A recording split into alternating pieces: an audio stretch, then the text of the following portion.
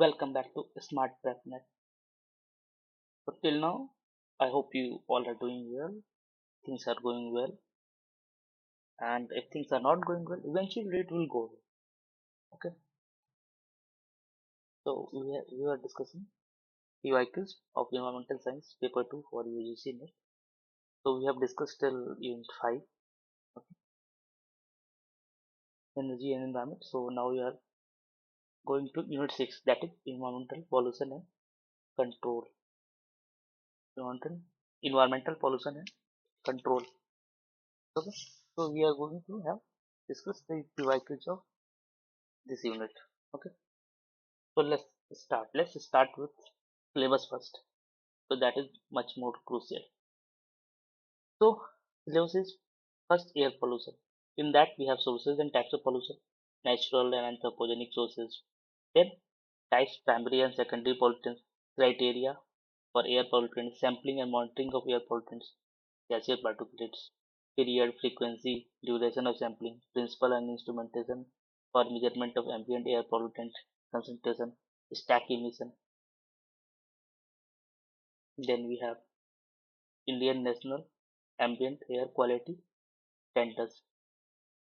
After that we have impact of air pollutants on human health, plants and materials, acid rain, dispersion of air pollutants, mixing, height and or depth, capsulates, Gaussian plume model, line source model, area source model, control device of particulate matter, principle and working of settling chamber, centrifugal collectors, weight collectors, fiery collectors, electrostatic precipitators, control of gaseous pollutants through absorption, condensation, combustion, including catalytic combustion, indoor air pollution, vehicular emission, urban air quality. So they have included almost everything. Okay, this is very vast, and question has been asked almost on each topic that has been mentioned under the air pollution. Okay,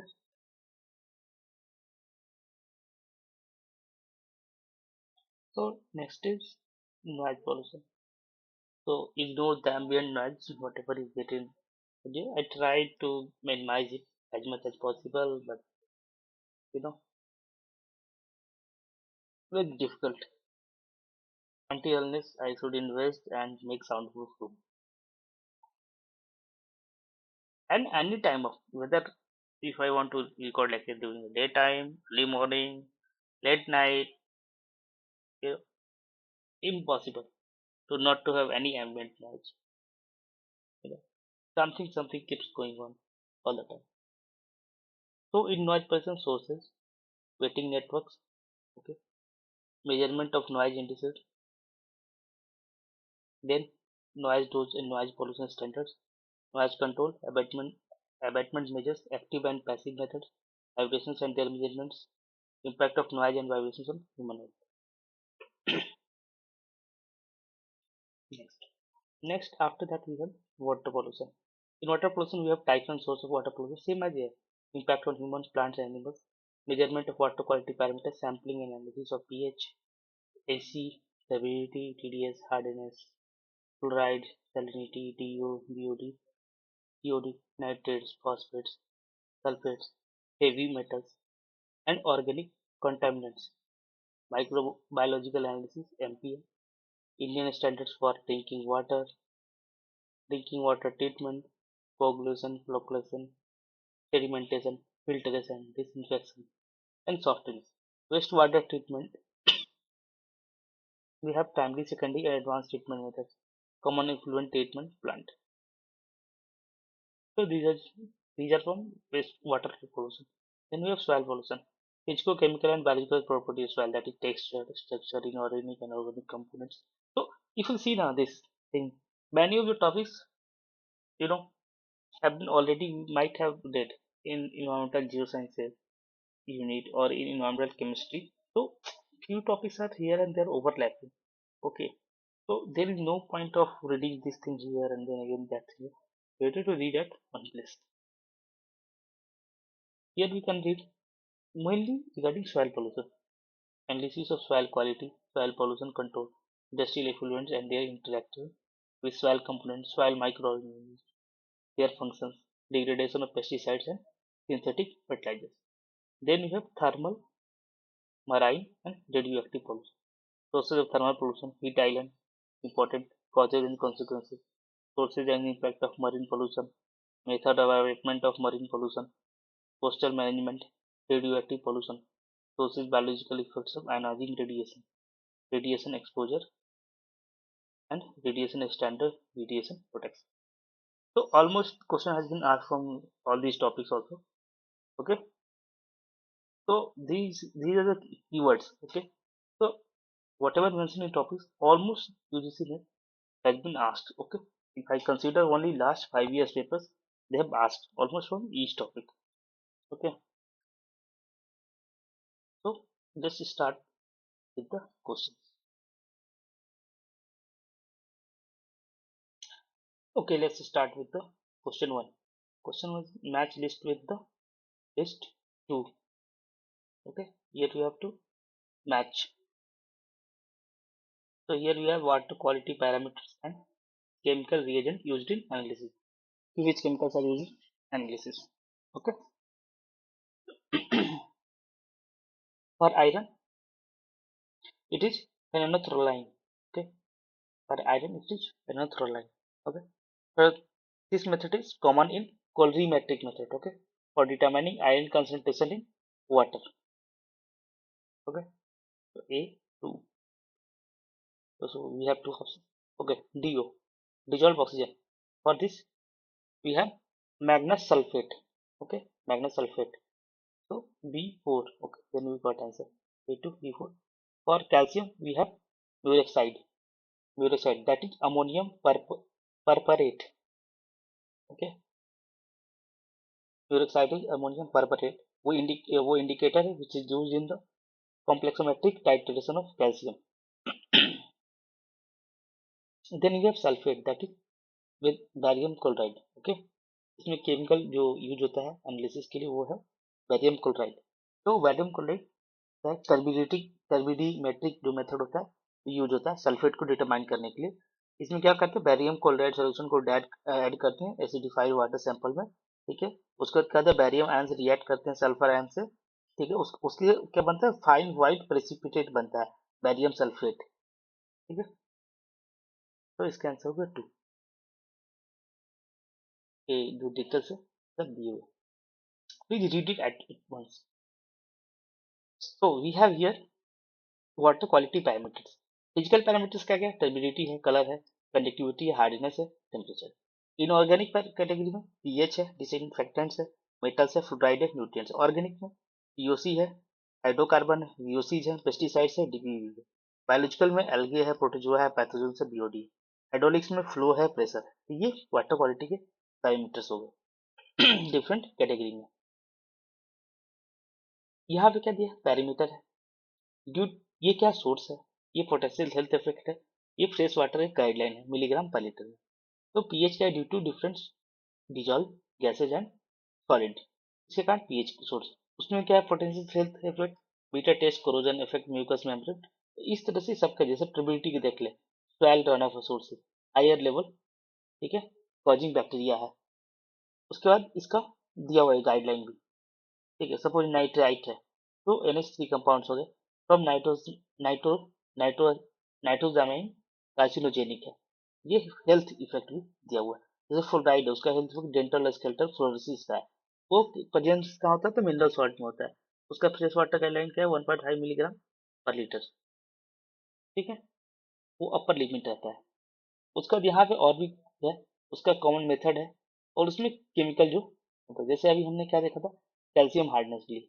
तो common method क्या है, titration, EDTA titration करते हैं. और इसमें क्या क्या example करते हैं, सोडियम हाइड्रोक्साइड सोल्यूशन को. ठीक है. इंडिकेटर उसमें क्या है, म्यूराक्साइड है. ये उसका हमने क्या देखा था, सल्फेट का. ठीक है. तो सल्फेट में हम यूज करते हैं ना बैरियम क्लोराइड सोल्यूशन का. तो ये इस तरह से है. तो एक बार जैसे इस टेबल को क्या करना है, एक या दो बार पढ़ लेना है. ठीक है. पॉज करके टेबल को, या फिर मैं PPT अपलोड कर दूंगा. इसका PPT तो मैं आज ही डाल दूंगा. आज देखता हूँ सबका एडिट कर दूंगा. ठीक है. तो उसके बाद इसको एक बार पढ़ना है, याद करना है नहीं, रटना है नहीं. बस एक फेमिलियरिटी होना चाहिए दिमाग में कि जहाँ पे सल्फेट था वहाँ पे बैरियम क्लोराइड था। ठीक है, बैरियम क्लोराइड का आयंस के साथ रिएक्ट करके प्रेसिपिटेट बन रहे थे। ठीक है, बैरियम सल्फेट। बस ये याद रखना है, इतना ज्यादा कुछ डिटेल्स नहीं, उतनी ज्यादा डिटेल्स नहीं पूछते।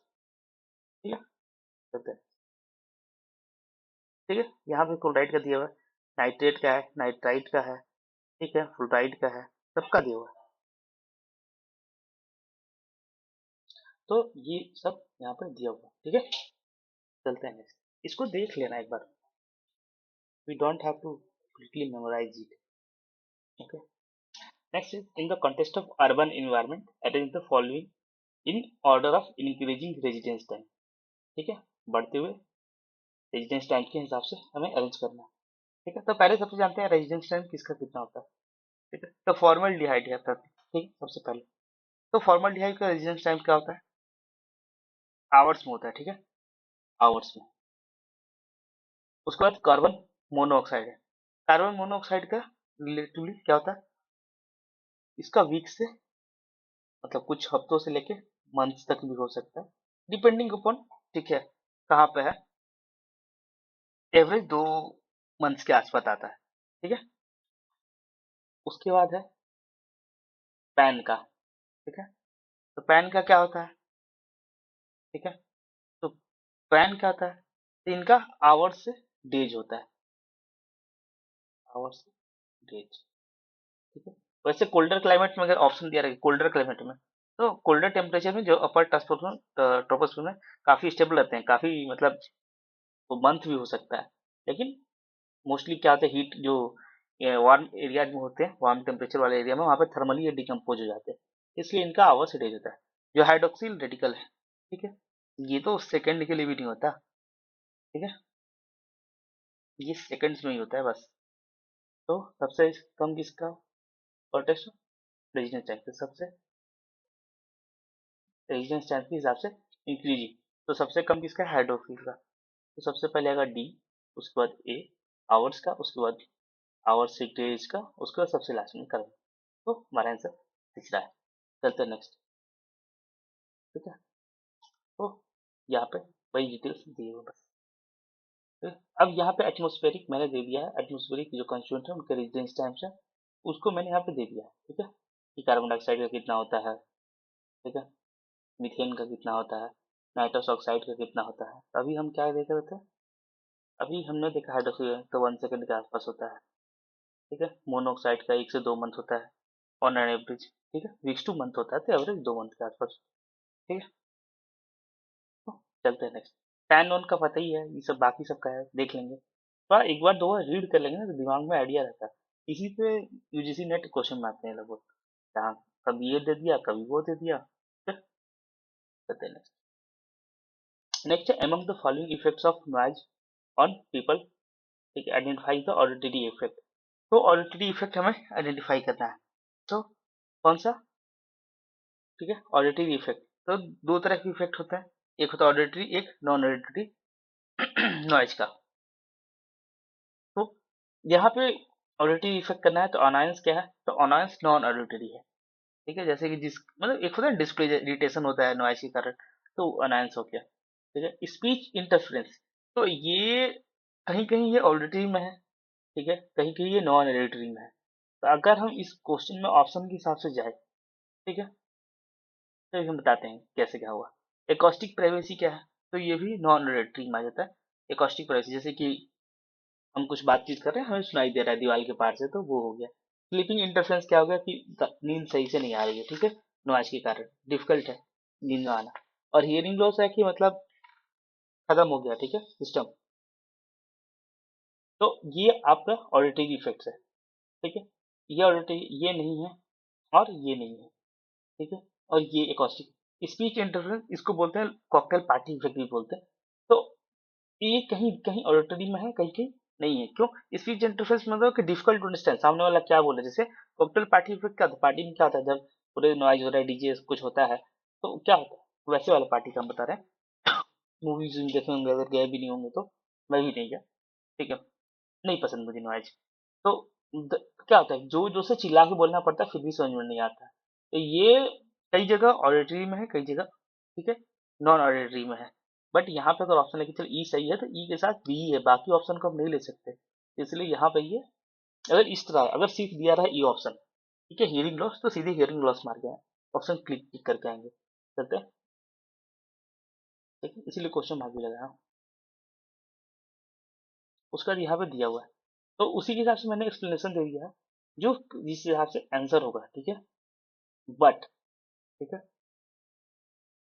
ये लिस्ट है कि ऑडिटरी इफेक्ट क्या था, temporal threshold shift, permanent threshold, noise induced hearing loss, और एक इसमें मेनली ये नॉइज इंड्यूस्ड हियरिंग लॉस हो जाएगा।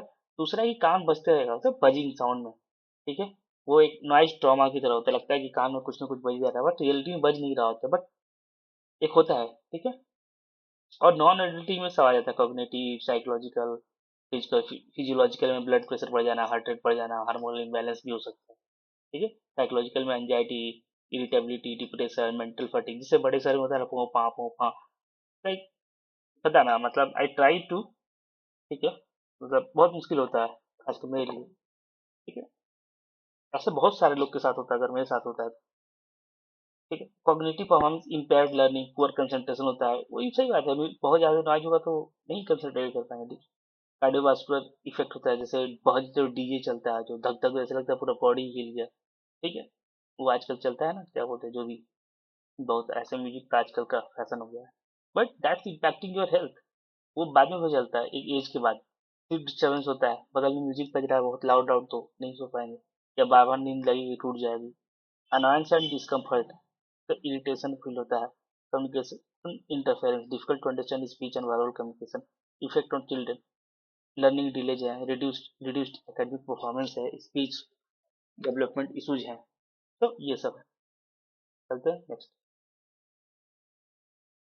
Identify the correct sequence of life time of green house gases in increasing order, तो लाइफ टाइम बताना है हमको ईयर्स में ग्रीन हाउस गैसेज का, इंक्रीजिंग ऑर्डर में इसको अरेंज करना है कि भाई सबसे कम कौन, सबसे ज्यादा समय तक कौन रहेगा, ठीक है। तो यहाँ पे मीथेन है, CH4 मीथेन, इसका लग याद रखना है 12 ईयर्स, ठीक है। उसके बाद NTO नाइट्रस ऑक्साइड, तो नाइट्रस ऑक्साइड का हो गया, ये कितना होता है, मतलब 120 से 120 ईयर्स तक होता है, ठीक है, 120 ईयर्स। उसके बाद CFC12 हो गया, ये लगभग लगभग 100 ईयर्स के आसपास रहता है।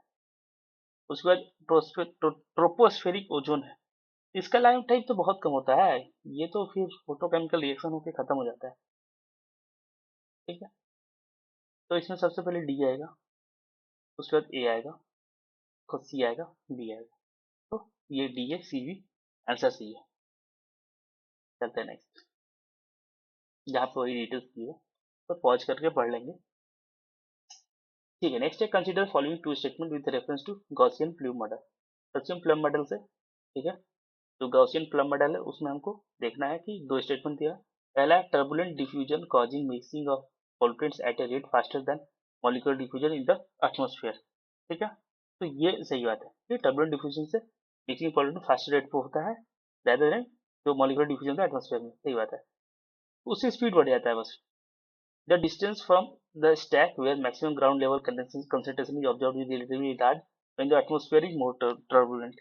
नहीं ऐसा नहीं, ठीक है, ये गलत बात है। इंक्रीज जो होता है एटमॉस्फेयर टर्बुलेंस, जैसे अनस्टेबल कंडीशन या सनी कंडीशन में, जहाँ पे स्ट्रॉन्ग वर्टिकल एयर, जैसे स्ट्रॉन्ग सनी कंडीशन की हीट के कारण वर्टिकल एयर का जो है वो बहुत ज्यादा स्ट्रॉन्ग है, ठीक है, उसके कारण फास्टर डिस्पर्सन होता है और मिक्सिंग ऑफ प्लम, ठीक है, हॉरिजॉन्टली वर्टिकली दोनों होता है। तो ये जो रैपिड मिक्सिंग होता है उसको क्या क्या होता है, प्लम नीचे आ जाता है ग्राउंड लेवल पर सूनर, और डाइल्यूट हो जाता है बहुत जल्दी, देयरफॉर, ठीक है, point of maximum ground level concentration occur closer to the stack, not farther away, ठीक है, जहां से चिमनी से निकल रहा होता है तो उसके पास ही होता है, ठीक है, उनसे दूर नहीं। जब कब, जब एटमोस्फेयर ज्यादा टर्बुलेंट होता है, लेकिन अगर टर्बुलेंट नहीं, स्टेबल कंडीशन है, लेस टर्बुलेंट है, जो जो प्लम है वो डिस्पर्स धीरे धीरे डिस्पर्स होगा, और maximum ground level concentration occur होगा farther from the stack, stack से दूर। चलते हैं नेक्स्ट, क्योंकि इसमें क्या हो रहा है, ये दूर जा रहा है ना तो डिस्पर्स हो जा रहा है, किस कारण से, तो ये टर्बुलेंट डिफ्यूजन के कारण से। चलते हैं नेक्स्ट, नेक्स्ट है एयर क्वालिटी इंडेक्स दिया, इसके कैटेगराइजेशन दिया है। तो 0 to 50 है, ये हमें पता है गुड होगा, तो A3 सही है। उसका 51 to 100 है, तो वो सेटिस्फैक्टरी में आएगा, ठीक है, ये भी सही है, दोनों तो नहीं होंगे। 21 to 300, 201 to 300 है, ये आता है पुअर में, तो ठीक है, ठीक है। और 400 500 ये होगा सीवियर, ठीक है। तो ये कौन डिसाइड करता है, तो ये एयर क्वालिटी इंडेक्स है, ठीक है। ये कौन डिसाइड करता है, CPCB, central pollution control board, ठीक है। तो इसमें स्केल क्या था, 0 to 5 गुड हो गया, 50 गुड हो गया, 51 से 100 सेटिस्फैक्ट्री हो गया, ठीक है। उसके बाद 101 से 200, ठीक है। इसको याद कैसे करेंगे, तो पहले है 0 से 50, फिर 51 से 100 है, ठीक है। ये हो गया गुड, ये हो गया सेटिस्फैक्ट्री, ये मॉडरेट, अब 100 पे चलेगा, ठीक है। फिर वहीं यही 0 50 51 से 100 तक ये था 50, उसके बाद अब 100 पे चलेगा, 201 से 300, ये हो गया पुअर, ठीक है। ये मॉडरेट था, कि मॉडरेट ठीक है, तकलीफ तो है, ये सेटिस्फैक्ट्री काम चल सकता है, और यहाँ पे गुड था, ठीक है। ये तो बहुत ही रेयर है इंडिया में, तो बहुत कम जगह पे होता है, और मतलब डिपेंड करता है आप कहाँ पे रहते हो, और खासकर रेनी सीजन में जब आएगा ना, तो ये बहुत जगह अचीव होता है, ये वाला गुड, वो सबसे बेस्ट होता है सांस लेने के लिए। और उसके बाद नेक्स्ट है 301 से 3000, 301 से 400 है, ये वेरी पुअर क्या होगा, वेरी पुअर। और 401 से 500 का क्या होता है, सीवियर होता है, क्योंकि इसके ऊपर यही बचा। तो ये कौन डिसाइड करता है, सीपीसीबी, एयर क्वालिटी इंडेक्स बोलते हैं। चलते हैं, तो यहाँ पे दिया हुआ है, इसको देख लेंगे, यही है स्केल। इस पे ना हर जगह क्वेश्चन होता है, ये एक्यूआई है ना, एक्यूआई से क्वेश्चन मतलब अधिकतर एग्जाम में क्वेश्चन है, कोई भी नेट ही नहीं, कुछ कोई भी एग्जाम उठा कर देख लीजिए, इस पे ये वाला सवाल रह ही रहा है।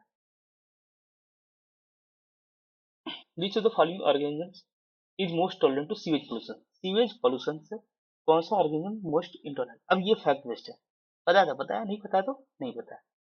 तो इसमें जो आंसर है वो है, ठीक है, चिरोनोमस, ठीक है, या फिर चिरोनोमस, जो भी पढ़ना पढ़ सकते हैं, चिरोनोमस।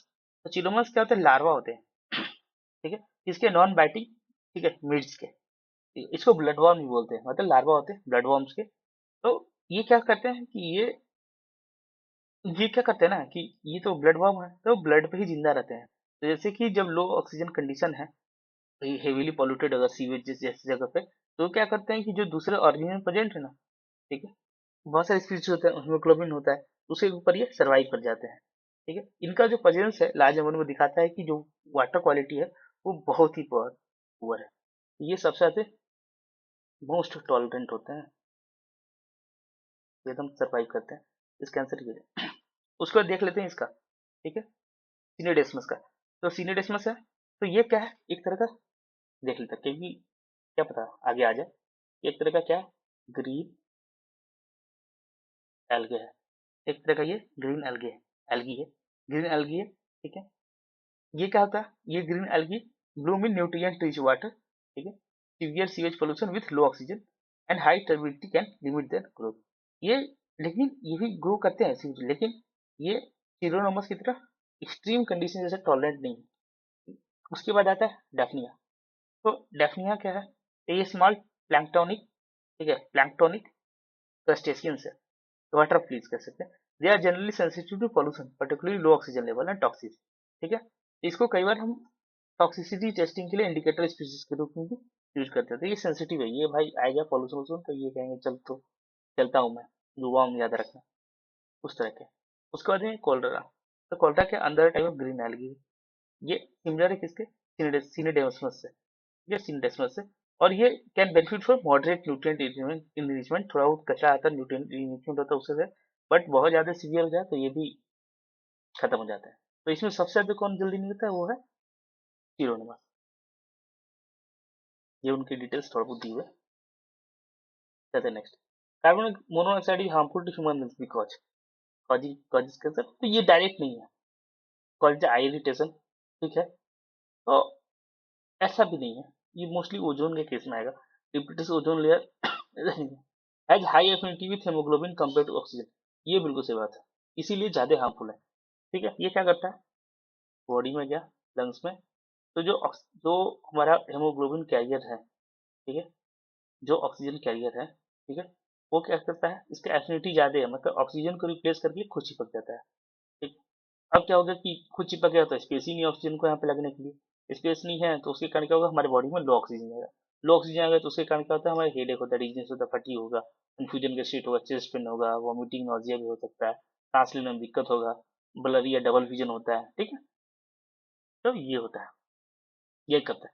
ठीक है, ये आरबीसी है, इसमें हीमोग्लोबिन ऑक्सीजन है अपना, ऑक्सीजन और कार्बन डाइऑक्साइड को कर रहा है, ठीक है, ऑक्सीजन आया, कार्बन डाइऑक्साइड दिया, एक्सचेंज चल रहा है, ये मोनोऑक्साइड आया, ये लग गया, क्यों, इसकी एफिनिटी ज्यादा है और जल्दी हीमोग्लोबिन से टाइटली ये जुड़ जाता है। अब ये क्या करेगा कि अलाउ नहीं करेगा क्योंकि ऑक्सीजन को इस पे आने के लिए, तो इसके कारण क्या होगा, ऑक्सीजन कैरी नहीं होगा, कैरी नहीं होगा तो बाकी सही समस्याएं होंगी। चलते हैं नेक्स्ट, और इससे बातें लिखें, कॉजेज कैंसर, तो CO2 जनरली कार्सिनोजेनिक नहीं है, ठीक है, बेंजीन है, ठीक, बेंजीन, अभी पॉलीसाइक्लिक एरोमेटिक हाइड्रोकार्बन है ना, वो का बेंजीन, अगर सिगरेट पीते हैं तो उसमें से बहुत ज्यादा बेंजीन निकलता है जो हमारे बॉडी में जाता है, बाकी चीजें तो से तो लंग्स कैंसर इससे खतरा है, बस बेंजीन भी तो जा रहा है, उससे भी बहुत खतरा है। आई इरिटेशन किसके कारण होता है, तो मोस्टली ओजोन, सल्फर, ये सब के कारण होता है। ठीक है, तो उसका डिप्लीटेड ओजोन लेयर, तो वो CFCs करते हैं, जैसे क्लोरीन हो गए, ब्रोमाइन हो गए, ये सब। Next, the maximum permissible limit of BOD milligram पर लीटर में बताना in treated waste water that can be discharge into garden of water is, तो इसके हिसाब से जो दिया है वो 30 होना है। ठीक है, तो BOD क्या, बायोकेमिकल ऑक्सीजन डिमांड है, वो क्या कहते हैं, मेजर करता है amount of dissolve oxygen needed by biological organisms to break down organic material in a given sample water at certain temperature over a specific time period, एक time period तय करता है और एक टेम्परेचर भी रहता है ताकि स्टैंडर्ड एक मेंटेन रहे। ठीक है, ये स्टैंडर्ड क्या है, the standard for treated waste water discharge, ठीक है, डिपेंडिंग ऑन रिसीविंग इन्वायरमेंट पे डिपेंड करता है, सरफेस वाटर में डाल, लैंड इरिगेशन डाल रहा है, कहाँ डाल रहा है, तो ठीक है, तो according to standards, general standard for discharge of environment pollution pollutants, part A ने दिया हुआ है इफ्लुएंट्स। ठीक है, क्या है, जनरल स्टैंडर्ड्स, ये भी आ सकता है कि ये कहाँ दिया है, ये जो स्टैंडर्ड्स दिया है डिस्चार्ज के लिए, तो वो कहाँ दिया है, इस तरह के भी सवाल आजकल पूछने लगे हैं वो। ठीक है, तो दूसरे टॉपिक से पूछते हैं, जैसे इकोलॉजी वाले चैप्टर से, कि किस किस बताइए किस पार्ट में दिया है इन्वायरमेंटल बायोडाइवर्सिटी एक्ट के। ठीक है, ये बात और ऑप्शन में आ जाता है, तो डिस्चार्ज ऑफ इन्वायरमेंटल पॉल्यूटेंट्स, और ये कौन सा पार्ट है, पार्ट ए। ठीक है, और जिसका हेडिंग है इफ्लुएंस, एफ्लुएंस, तो ये है। ठीक है, तो इसमें इसमें प्रिस्क्राइब कौन करता है इसको, तो CPCB द्वारा प्रिस्क्राइब्ड है। ठीक है, under environmental protection rules 1986, not act, याद रखना, इन्वायरमेंटल प्रोटेक्शन जो एक्ट है उसके अंदर रूल्स बने हैं 1986 में, उसके अंडर में ये सब है, CPCB प्रिस्क्राइब करता है, तो वो है 30। ठीक है, तो जैसे कि लैंड फॉर इरिगेशन है ना, तो उसके लिए जो लिमिट है वो BOD का रीट्रेज एट 27 डिग्री हुआ है, वो 100 mg। ठीक है, पर कहेंगे इतना क्यों है, क्योंकि ओपन फील्ड है तो वहां पे और भी माइक्रो ऑर्गेनिक डिकम्पोजिशन होगा, इस कारण से अलाउ किए हुए हैं। ठीक है, इनलैंड जो सरफेस वाटर है उसमें 30 मिलीग्राम पर लीटर है। ठीक है, गार्डनिंग ऑफ वाटर भी एक तरह से देखा जाए तो ओपन एरिया आएगा ना, ओपन एरिया आएगा, तो वहां पे हम कर सकते हैं 100 के आसपास, लेकिन उसमें ऑप्शन नहीं है, तो एक स्टैंडर्ड मान के 30 जो है एक स्टैंडर्ड है, कॉमन स्टैंडर्ड है कि हाँ इतना करना ही करना है, तो 30। तो वही बात मैं यहाँ पे बताया हूँ कि तो जो क्वेश्चन आज कर रहा है गार्डन ऑफ वाटरिंग, ठीक है, एनसेसियल लैंड इरिगेशन है, लेकिन waste water use to gardening ideally should be treated to higher standard than general, क्योंकि वो भाई गार्डन जो है घर के बगल में है ना, और वहाँ पे हेल्थ रिस्क ज्यादा है, इसलिए 30 mg यहाँ पे सबसे कॉमन और मतलब बेस्ट मैचिंग, तक यहाँ पे दिया हुआ जो लिमिटेड ड्रिंकिंग वाटर का है। ठीक है, तो लेस देन इक्वल टू 2.0 है, उसके आउटडोर बाथरूम का less than equal 3.0, out of कितना बीओडी लिमिट कम है, लेकिन मोस्ट ऑफ द रिवर्सिबल्स का बहुत ज्यादा है इससे, तो कुछ भी नहीं। ड्रिंकिंग क्लास का क्या है, तो इसे कम होना चाहिए BOD. Fish culture wild life का इतना होना चाहिए, इरिगेशन का नॉट स्पेसिफिक, ठीक है। ट्रीटेड डोमेस्टिक सीवेज है, जो इनलैंड सरफेस वाटर में जा रहा है, वो लेस देन 30 या इक्वल टू 30 है उससे। Treated domestic into land for irrigation, तो वो 100 है, ठीक है। लूजर स्टैंडर्ड क्योंकि dry soil absorption and microbial action आपको होगा। अनट्रीटेड डोमेस्टिक सीवेज का था 205 टिपिकल होता है, very high BOD. Industrial effluent generally general standard for discharge to surface, ये भी 30 है, ठीक है। इंडस्ट्री टाइप से वेरी कर सकता है। और जो डिस्चार्ज टू पब्लिक सीवर, जैसे कि इंडस्ट्रियल इफ्लुएंट है, उसको हम पब्लिक सीवर में बहाना है, तो वो 350 है। क्यों? क्योंकि आगे जाके वो फर्दर सीवेज ट्रीटमेंट प्लांट में वो ट्रीट होगा ही, उसके बाद फिर वो 30 लिमिट पे ही आके, ठीक है, 30 मिलीग्राम पर लीटर पे आके ही वो डिस्चार्ज होगा, अगर होना है तो। चलते हैं आगे। What will be the BOD5 for the wastewater sample when 21 ml of sample is diluted to 300 ml in BOD bottle to refine dissolve oxygen, ठीक है। गिवन क्या है, DO1 क्या है, 10 mg per liter, 5 days after क्या है, DO5 5 mg per liter। तो इसको हम सॉल्व करेंगे, ठीक है, सिंपल सा। तो इसका सॉल्व करने का तरीका, DO1 क्या है, 10 है मिलीग्राम, लिख ही देते हैं। इसके बाद DO5 क्या है, या क्या दिया है पहले लिख लेते हैं, 5 मिलीग्राम पर लीटर है, ठीक है। वॉल्यूम क्या है, ओरिजिनल सैंपल का 21 है, और डाइल्यूटेड का क्या है, 300 है। तो ये हमारे पास गिवन है, ठीक है। हमें क्या निकालना है, VOD5। तो सबसे पहले हम क्या इसमें निकालेंगे, तो सबसे पहले हम डाइल्यूशन फैक्टर निकालेंगे, ठीक है। डाइल्यूशन फैक्टर ये कैसे आएगा, तो ये जो हमारा क्या बोलते हैं डाइल्यूटेड, हमारा जो सैंपल रहता है डाइल्यूटेड जो है, उसको डिवाइड करते हैं इससे, हमारे सैंपल से, क्वांटिटी से। तो कितना आ गया हमारा 14.287, ठीक, 2857 ठीक है। उसके बाद हम अब कैलकुलेट करेंगे BOD5, ठीक है। तो BOD5 अब हम कैलकुलेट करेंगे, तो यहाँ पे हम लिखते हैं BOD5 मतलब 5 डेज पे। BOD5 कितना हो जाएगा हमारा, तो पहले तो हम माइनस करेंगे पर लीटर से 5 ग्राम मिलीग्राम पर लीटर, ठीक है, इंटू इंटू डाइल्यूशन फैक्टर आ जाएगा, ठीक है। बस हमारे जो इनिशियल से फाइनल को माइनस करके इंटू डाइल्यूशन फैक्टर कर देंगे, ठीक है। ये आ जाएगा 5 इंटू 14.285, ये आ जाएगा हमारा 71.428, ठीक है, मिलीग्राम पर लीटर। तो हमारा आ गया आंसर इतना, कोई, हाँ ये थोड़ा सा इस तरह से सॉल्व करना है, सिंपल से करना है। ये DO1 या DO5 है, वॉल्यूम हमारे पास है, डाइल्यूटेड वॉल्यूम भी है, ठीक है, हमारे पास सैंपल वॉल्यूम भी है। तो पहले डाइल्यूशन फैक्टर निकालेंगे, डाइल्यूशन फैक्टर निकालने के लिए क्या करेंगे, तो जो हमारा डाइल्यूटेड है, जो डाइल्यूटेड वॉल्यूम जितना होगा उसको हम डिवाइड कर देंगे किससे, जो हमारा ओरिजिनल सैंपल का वॉल्यूम था, जो आएगा हमारा डाइल्यूशन फैक्टर है। उसके बाद जब BOD5 निकालना है, तो तो क्या करेंगे, जो हमारा जो DO5 है, ठीक है, DO5 से उसको हम, सॉरी, जो हमारे DO1 है उसमें से हम DO5 को माइनस कर देंगे और इंटू डाइल्यूशन फैक्टर कर देंगे, उसके बाद हमारा आंसर आ जाएगा। नेक्स्ट सेम प्रोसेस, ठीक है। अगर वहाँ क्लियर नहीं है तो यहाँ पॉज करके देख सकते हैं। Next, what will be the concentration of 40 ppb SO2 in, ठीक है, microgram per metre cube at unit 25 centigrade. तो यहाँ पे हमें निकालना है 40 पार्ट्स पर बिलियन, ठीक है।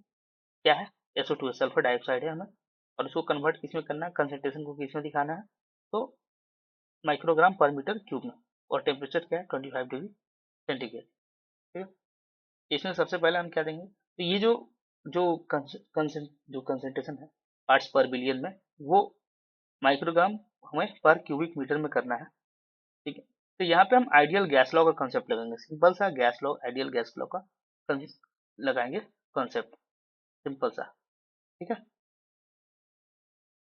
तो यहाँ पे पहले हम देख लेंगे क्या क्या दिया हुआ है, तो कंसंट्रेशन दिया है, 40 ppm, ठीक है।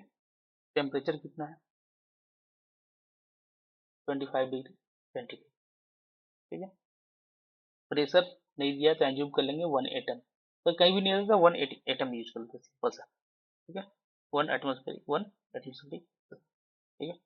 मोलिकुलर वेट कितना हो जाएगा, अब यहाँ पे मोलिकुलर वेट निकालेंगे किसका, SO2 का, तो कितना हो जाएगा 64, ठीक है।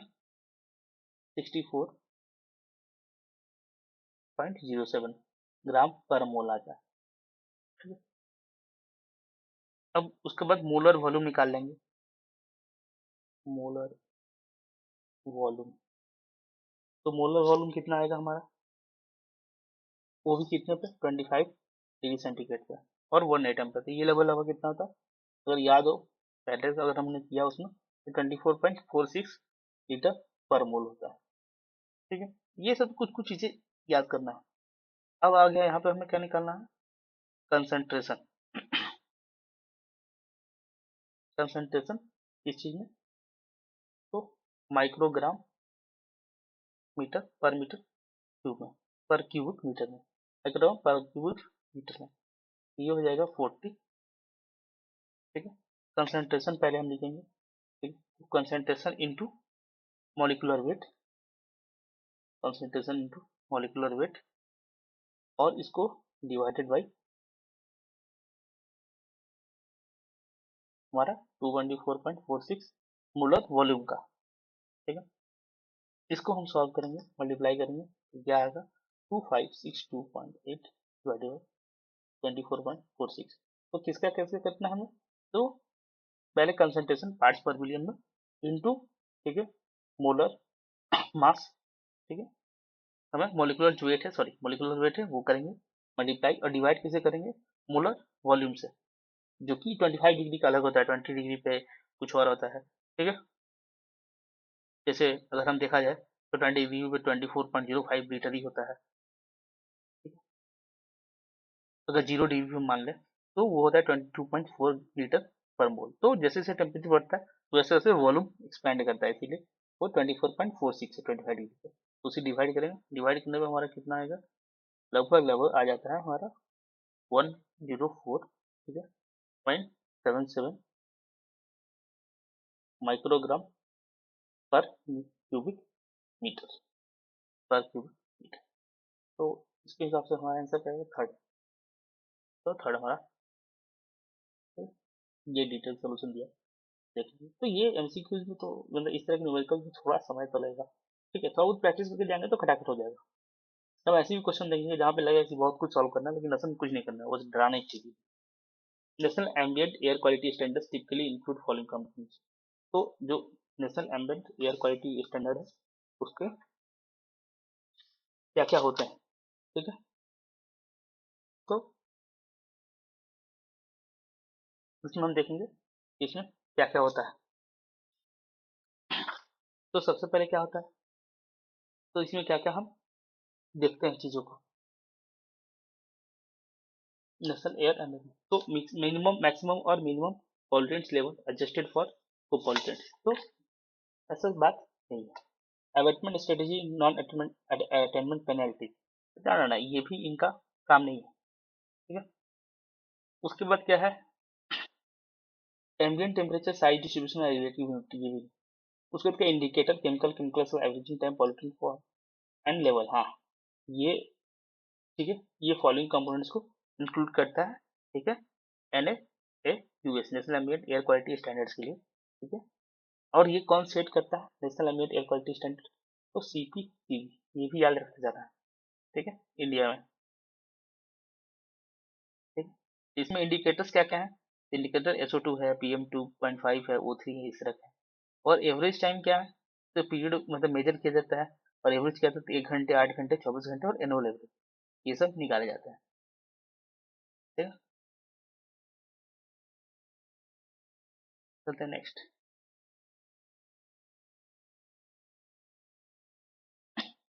यहाँ पर देखिए वेटेज देख लेंगे। उसका primary air pollutant different from secondary pollutant IPR are present in level that can be weighted on filter paper, ना, are directly emitted primary pollutant को डिफरेंस है, I directly emitted from identified source. तो ये सही बात है, pollutants कैसे different है, प्राइमरी पॉल्यूटेंट्स डायरेक्टली इमिट करते हैं identified sources, have undergone chemical transformation in air after release of from identified source. नहीं, ये तो सेकेंडरी पॉल्यूटेंट। अगर यहाँ पे सेम क्वेश्चन कर ले कि सेकेंडरी पॉल्यूटेंट्स डिफर फ्रॉम, ठीक है, primary pollutants, primary air pollutants as they have, फिर तीसरा सही रहता है। लेकिन यहाँ पे प्राइमरी पॉल्यूटेंट पर ये देखना, हो सकता है ऐसा बदल क्वेश्चन भी आ जाए, no one knows are designated as hazardous air pollutants। तो ऐसा थोड़ी है कि जो सेकेंडरी पॉल्यूटेंट्स है वो नॉन hazardous, ऐसा तो है नहीं। तो हमारा सही आंसर क्या है, थर्ड। तो प्राइमरी पॉल्यूटेंट्स में क्या आ गया, सल्फर डाइऑक्साइड है जो कि डायरेक्ट आता है फॉसिल फ्यूल इंडस्ट्रियल प्रोसेस से, फिर कार्बन मोनोऑक्साइड है जो कि इनकम्प्लीट कंबशन से आता है व्हीकल्स में, नाइट्रोजन ऑक्साइड से जो कि हाई टेम्परेचर कंबशन से आता है, पर्टिकुलर मैटर हमें पता है कंस्ट्रक्शन व्हीकल इंडस्ट्रियल स्टैटिक्स से, लेड हमें पता है इंडस्ट्रियल प्रोसेस से आता है, ठीक है, या फिर जो हिस्टोरिकली फ्यूल हम एडिटिव के रूप में लेड का यूज करते हैं तो उससे आता है। सेकेंडरी पॉल्यूटेंट्स क्या होता है, डायरेक्टली इमिट नहीं होते हैं, वो क्या होते हैं, तो रिएक्ट करते हैं, प्राइमरी पॉल्यूटेंट्स रिएक्ट करते हैं ईच अदर, या फिर एटमोस्फेयर के और भी कंपोनेंट्स जैसे कि वाटर वेपर, सनलाइट, और फिर वो पॉल्यूटेंट बनता है, जैसे कि O3 बनता है। उसमें क्या होता है, नॉक्स होता है, यूएससीज होते हैं, वो सनलाइट के प्रेजेंस में, ठीक है, फोटोलाइसिस होता है, रिएक्ट करते हैं और फिर वो ओजोन बनता है, tropospheric ozone, I am not talking stratospheric. उसके बाद वो क्या है, पैन बनता है, ठीक है, उसके कारण फोटोकेमिकल स्मॉग बनता है। तो ये सब सेकेंडरी है कहते हैं, तो ये सब एक्सपोजर कंसंट्रेशन क्या है, exposure concentration the amount of chemical that is received by target, ठीक है। उसके बाद क्या था, chemical present in medium with which an organism has contact. तो ये डिफिनेशन है एक्सपोजर कंसंट्रेशन की, the amount of chemical present in medium with which organism has contact, ठीक है। The amount of chemical that is received by the target, the amount of concentration that is received by the target, the amount of chemical that is excreted by the target, the amount of chemical that is metabolized by target। तो metabolise bye target क्या है कि break down किया substance करते हैं, ये तो हो गया मेटाबॉलिज्म, ठीक है। एक्सक्रीट किया गया तो एक तो एक्सक्रीशन हो गया, सिंपल सी बात है, ठीक है। उसके बाद क्या था, हम एक्सपोजर कंसिडर, एक्सपोजर, तो एक्सपोजर क्या है, contact between an organism and chemical of चीज करते हैं, ये तो एक्सपोजर कंसंट्रेशन हो गया। उसके बाद टॉक्सिकोलॉजी में क्या कहता है, एक्सपोजर कंसंट्रेशन हो गया, उसका दूसरा होता है एक्सपोजर, ठीक है। कंसंट्रेशन और एक्सपोजर अलग, एक्सपोजर क्या है, कॉन्टैक्ट है एन ऑर्गेनिज्म एंड केमिकल और फिजिकल एजेंट्स, ठीक है, contact between an organism and a chemical और ए फिजिकल एजेंट, उनके बीच जो कॉन्टैक्ट है, it is quantified at the amount of agents available at the exchange boundary, मतलब कितना है एक्सचेंज बाउंड्री पे, ठीक है। ये क्या कहते हैं कंसंट्रेशन में, amount of present in the medium head contact, but ये कहते हैं एक्सचेंज बाउंड्री पे, जैसे कि लंग्स की पे, लंग्स पे, ठीक है, कितना है एक स्पेसिफिक टाइम पे। उसके बाद आता है एक्सपोजर फॉर डोज, डोज मतलब सब्सटेंस कितना एक्चुअली बॉडी में चला गया है, ठीक है, इसको ऑब्जॉर्व डोज या इंटरनल डोज भी होता है। एक्सक्रीशन मतलब कितना एलिमिनेट हुआ, और मेटाबॉलिज्म मतलब कितना वो ब्रेक डाउन हुआ, ट्रांसफॉर्म हुआ सब्सटेंस। नेक्स्ट, तो यहाँ पे वो सब दिया हुआ, ठीक है। Anammox bacteria is required for which of the following step in waste water treatment. तो एनामॉक्स बैक्टीरिया हमें किस लिए चाहिए, एनामॉक्स बैक्टीरिया किस लिए हमें चाहिए वेस्ट वाटर के ट्रीटमेंट में। तो पहला क्या है, नाइट्रेट टू नाइट्राइट कन्वर्सन नहीं, नाइट्रेट टू नाइट्रेट कन्वर्सन नहीं, molecular nitrogen to ammonium conversion नहीं। क्यों, क्योंकि नाइट्रेट टू नाइट्रेट कन्वर्सन कौन करता है, नाइट्रेट टू नाइट्रेट कन्वर्सन क्या है, वो तो डीनाइट्रिफिकेशन का पार्ट है ना, वो तो डिफरेंट बैक्टीरिया करता है। उसको नाइट्राइट टू नाइट्रेट कन्वर्सन क्या है, तो वो तो सेकंड स्टेप है नाइट्रिफिकेशन का, जो कि नाइट्राइट ऑक्सीजन बैक्टीरिया होते हैं जैसे नाइट्रोबैक्टर वो करते हैं। उसके बाद क्या है, molecular nitrogen to ammonium conversion, ammonia conversion है। तो ये कौन कर देता है, नाइट्रोजन फिक्सेशन, ये तो है प्रोसेस, तो ये तो वेस्ट वाटर में ही होता है। उसको चौथा क्या, ammonia ion to molecular nitrogen conversion, ये सही बात है, ठीक है। एनामॉक्स का ये, तो एनामॉक्स जो है ना, एनामॉक्स इसका होता ही मतलब, ठीक है। पहला बात तो इसका याद रखना, फुल फॉर्म से बहुत कुछ क्लियर हो जाएगा। एनारोबिक मतलब कंडीशन कौन सा है, एनारोबिक कन्वर्जन के समय एनारोबिक। उसके बाद क्या है, अमोनियम ऑक्सीडेशन, ठीक है, ऑक्सीडेशन हो रहा है अमोनिया का, एनारोबिक, ठीक है। ये एक रिसेंटली डिस्कवर माइक्रोबियल प्रोसेस है जो कि एडवांस वाटर ट्रीटमेंट में, ठीक है, नाइट्रोजन रिमूवल के यूज करते हैं। इसमें क्या होता है, जो अमोनिया है, ठीक है, जो सॉरी अमोनियम है, वो क्या होता है, नाइट्राइड के साथ रिएक्ट करता है तो नाइट्रोजन गैस बनता है और H2O बनता है, ठीक है। ये पहला बात था ऑक्सीजन फ्री कंडीशन में। दूसरा स्पेशलाइज्ड बैक्टीरिया, जैसे कि प्लानसेटोमाइसेट्स नाम है इसका, प्लान प्लैंक्टो, ये भी पूछ सकता है अगली बार, माइसेट्स, ठीक है। इस तरह के बैक्टीरिया प्रोसेस करते हैं। ये क्या कहता है, अमोनिया को डायरेक्ट नाइट्रोजन गैस में कन्वर्ट कर देता है, ठीक है, अमोनियम को डायरेक्ट नाइट्रोजन गैस में कन्वर्ट करता है। इसका एडवांटेज ये क्या है, ट्रेडिशनल जो नाइट्रिफिकेशन डीनाइट्रिफिकेशन प्रोसेस था उसमें इसके ऊपर, क्योंकि इसको ऑक्सीजन कम चाहिए, ठीक है, कन्वर्सन के लिए, क्योंकि एनारोबिक कंडीशन में करता है, ये सब डिटेल्स। उसका the in waste water pollution prevention hierarchy, arrange the following from least preferred to most preferred. सबसे ज्यादा प्रीफर्ड क्या है और सबसे ज्यादा लीस्ट प्रीफर्ड क्या है। अच्छा, लीस्ट प्रीफर्ड सबसे कम प्रीफर्ड क्या है और सबसे ज्यादा क्या होना चाहिए in waste water pollution prevention hierarchy. Waste water को हमको waste water pollution, waste pollution prevention hierarchy में करना है, ठीक है। तो इसमें सबसे पहले, वैसे तो ये सॉलिड वेस्ट मैनेजमेंट का होना चाहिए क्वेश्चन, बट ठीक है यहाँ पे है तो यही कर लेते हैं, ठीक। तो हमें सबसे लिस्ट डिजायर्ड क्या होना चाहिए इसमें से, तो लिस्ट डिजायर्ड क्या है, लैंडफिल, ठीक है, ये अच्छा बात नहीं है, ठीक है। अगर वेस्ट कम हो तो लैंडफिल के लिए पूरा स्पेस लगता है, लीचिंग होते रहता है, बहुत कुछ है, तो मेंटेन करो फिर, तो ये हमारा लिस्ट प्रीफर्ड है, ठीक है। तो हमारा लिस्ट प्रीफर्ड सब में वही है। उसके बाद हमारा क्या है, तो नेक्स्ट हमारा स्टेप है वेस्ट ट्रीटमेंट, कि ठीक है, अगर वेस्ट हम अगर कम रखते तो ज़्यादा वेस्ट ट्रीटमेंट नहीं करना पड़ता, ठीक है। तो इसी से मैं ये, उसके बाद हमारा नेक्स्ट क्या है, तो नेक्स्ट हमारा क्या है, वेस्ट कंसंट्रेशन, मतलब वेस्ट को घटाना, उसके उसको कंसंट्रेशन को कम करना, ठीक है। तो हमारा अगर कंसंट्रेशन कम रहेगा तो ये वेस्ट ट्रीटमेंट कम करना पड़ेगा, लैंडफिल कम होगा, तो ये हमारा हो गया। उसके बाद हमारा नेक्स्ट क्या है, नेक्स्ट हमारा वेस्ट सेपरेशन, कि अगर हम पहले ही बांट ले वेस्ट को, जैसे कि सेपरेट कर ले, ठीक है, कि बायोलॉजिकल अलग, ठीक है, बायोडिग्रेडेबल अलग, नॉन बायोडिग्रेडेबल अलग, उसमें भी अलग और ज़्यादा हम बांट पाए तो और सही है। और उस पर रिसाइकलिंग और यूज करें, तो सबसे मोस्ट प्रेफर्ड क्या है, रिसाइकलिंग या यूज, ठीक है। इसके ऊपर भी एक आता है प्रिवेंशन, या उसको रिडक्शन बोलते हैं, कि वेस्ट कम से कम निकले ऐसा तरीका अपनाएं, इस तरह से चीज़ों को उपयोग करें, ठीक है, ये मोस्ट प्रेफर्ड है। उसके बाद आता है वेस्ट हमारा रिसाइकलिंग रीयूज, कि चलो भाई वेस्ट आ गया तो उसका कुछ नया प्रोडक्ट बना गया। उसके बाद आता है हमारा की रिकवरी, ठीक है, कि वेस्ट को हम रिकवरी करें इंसिनेरेशन से या कैसे भी करके। उसके बाद कहते हैं, उसके बाद हमारा वेस्ट ट्रीटमेंट आता है, ठीक है। उसके बाद हमारा क्या आता है, वो लैंड फिलिंग, सबसे डिस्ट्रीब्यूट। तो इसका आंसर क्या होगा, इसी एबीटी, चल देना।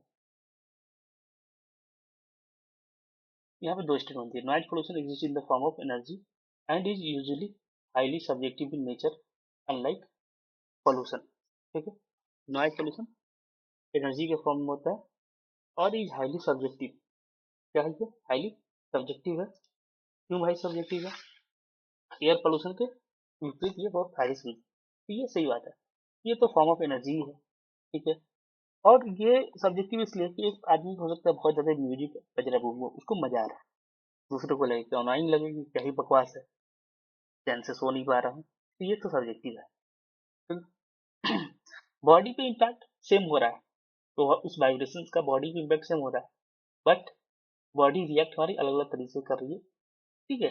डिपेंड ऑन उनके पास चॉइस क्या है, मूड कैसा है, इस तरह के हम मतलब जो शोर शराबे में ही जो ग्रो किए हैं, तो उनको तो भाई कोई उतना फर्क नहीं पड़ेगा। लेकिन एक बहुत ही पीसफुल पहाड़ में रहने वाला आदमी को उठा के ला दो बड़े शहरों में, ठीक है, वो तो पागल टाइप होने लगा कि ये क्या यहाँ आ गया मैं, पोपा उसने जीवन में सुना ही नहीं। तो नदियों के आवाज, ठीक है, चिड़ियों की आवाज, ये सब सुना, पेड़ों के हवा चल रही तो पत्तों के सरसराहने सरसराहट, ये सब सुना, तो ये तो सही बात है, सब्जेक्टिव। दूसरा, नॉइज पोल्यूशन एग्जिस्ट, ठीक है, irrespective of loudness of sound and causes both physiological psychological stress among individual and group of individual, तो noise pollution respective of loudness of sound, ठीक है, तो ये गलत है, नहीं, तो लाउडनेस ऑफ साउंड पे वो डिपेंड करता है, ठीक है। तो पहला स्टेटमेंट चाहिए, दूसरा बैग। गिवन बिलो दो स्टेटमेंट यहाँ पे दिए हैं। बैग, इसके बाद bag house filter use to cut off air pollution. Bag house filters are fabric bag filter which can be repeatedly cleaned and reused, सही बात। Collection efficiency can be verified, बिल्कुल सही बात, ये सही बात। ये पीरियोडिक क्लीनिंग होता है, उसके बाद जो डस्ट केक होता है वो सब हटा देता है, बैग को फिर से यूज कर सकते हैं, ठीक है, मतलब 99.9% टाइम हम फिर से यूज कर सकते हैं। और ये मतलब अच्छे से कलेक्शन इफिशियंसी इसकी बहुत ज़्यादा है, ठीक है, कलेक्शन इफिशियंसी 99% के आसपास है। दूसरा है कि collection collection efficiency of baghouse filters decreases as dust collected on the filters and lead to decrease in pressure drop, which increases airflow or decreases cost of forcing air through filter। तो बात क्या कर रहा है, collection efficiency बैकहाउस filter decrease करता है, जैसे dust dust collect हो जाता है तो जो पोर्स है वो बंद होने लगता है। उसके क्या होता है कि डिक्रीज इन प्रेशर, नहीं, पोर्स बंद हो गए, इधर से उतना ही क्वांटिटी में आ रहा है हवा जो भी है, फिल्टर लगाए हैं जो हम, जो डस्ट आ रहा है, उसके कारण क्या होगा, प्रेशर तो बढ़ेगा ना, और प्रेशर बढ़ेगा तो हमें क्या करना होगा, प्रेशर सॉरी डिक्रीज प्रेशर, ये तो सही बात है, प्रेशर प्रेशर सच उल्टा हो गया कि प्रेशर क्या होगा, वो ड्रॉप होगा सही बात है कि वो जाम होने का प्रेशर ड्रॉप होगा, तो ड्रॉप होगा तो फिर क्या करना होगा, हमको ज्यादा एयर फ्लो इंक्रीज करना पड़ेगा, ठीक है, इंक्रीज करना पड़ेगा, ठीक है। ये क्या लैंग्वेज इंक्रीजेज एयर फ्लो, नहीं, रजिस्ट करेगा ना, एयर फ्लो उतना अच्छे से नहीं होगा, तो रजिस्ट करेगा तो एयर फ्लो बढ़ाने के लिए क्या करना होगा, हमें और ज्यादा इंक्रीज एनर्जी लगाना पड़ेगा। एनर्जी लगाने के लिए क्या होगा, ज्यादा फैन पावर लगाना होगा, वो जाए उसके पास हो, ज्यादा फैन पावर लगाने के तो क्या होगा, तो डिक्रीजिंग कॉस्ट होगा कि इंक्रीज होगा, इंक्रीज होगा।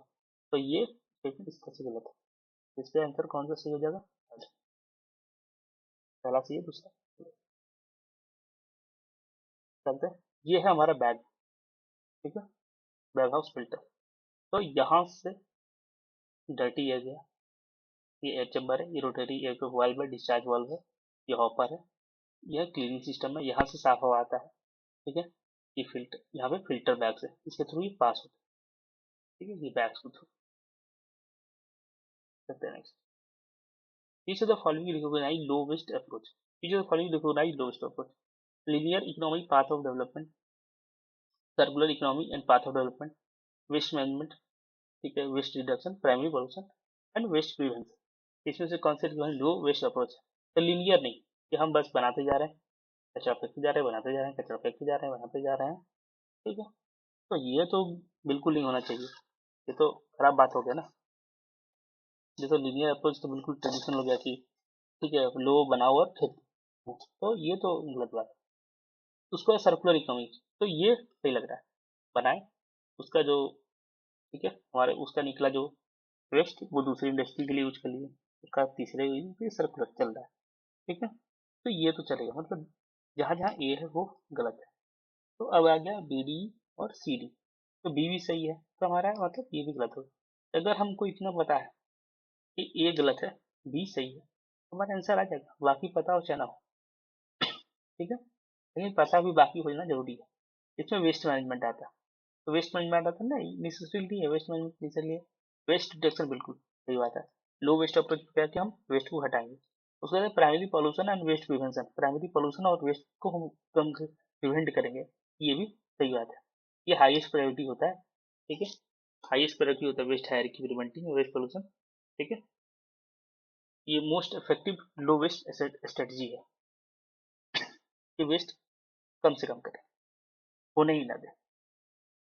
चलते हैं नेक्स्ट, ये पढ़ लेंगे डिटेल्स, वही बात है जो मैंने बोली, एक थोड़ी कुछ एक्स्ट्रा जो मैं इसलिए मैं बोलता हूँ पढ़ने के लिए कि कुछ कुछ बातें, क्योंकि line by line can't read, line by पढ़ूंगा तो फिर बहुत समझ आएगा, तो फालतू में वीडियो लंबी होगी, इससे आप कम समय में आप पढ़ सकते हैं।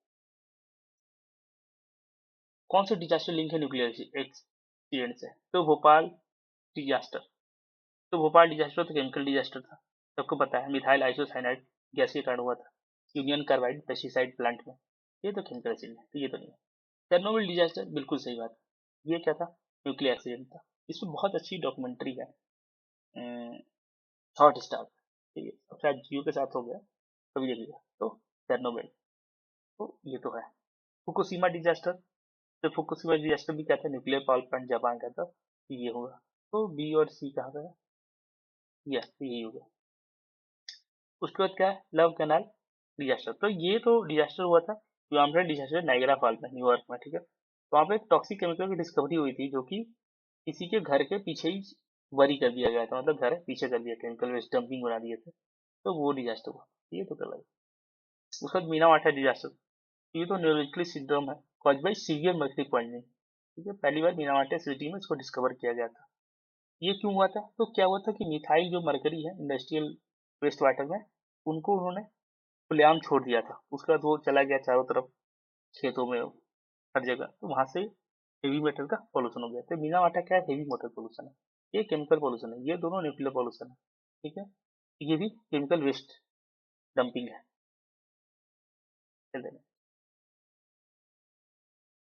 Criteria pollutant under national ambient air quality are, ठीक है। क्राइटेरिया पॉल्यूटेंट कौन कौन से हैं, ठीक है। ऐसे इस पर और भी क्वेश्चन आया है नेक्स्ट ईयर, मतलब जस्ट उसके नेक्स्ट ईयर। तो इस तरह के ये सब टॉपिक बहुत ही हॉट मतलब हैं, क्वेश्चन पूछते रहते हैं इस तरह से किसी उत्तर से, ठीक। तो क्राइटेरिया पॉल्यूटेंट्स कौन सा पॉल्यूटेंट्स होते हैं, जिसकी कि स्पेसिफिक कंसंट्रेशन लिमिट या स्टैंडर्ड सेट किए गए हैं एम्बिएंट एयर में कि इतना ही होना चाहिए, इसलिए तो प्रोटेक्शन ऑफ पब्लिक हेल्थ और वेलफेयर के लिए।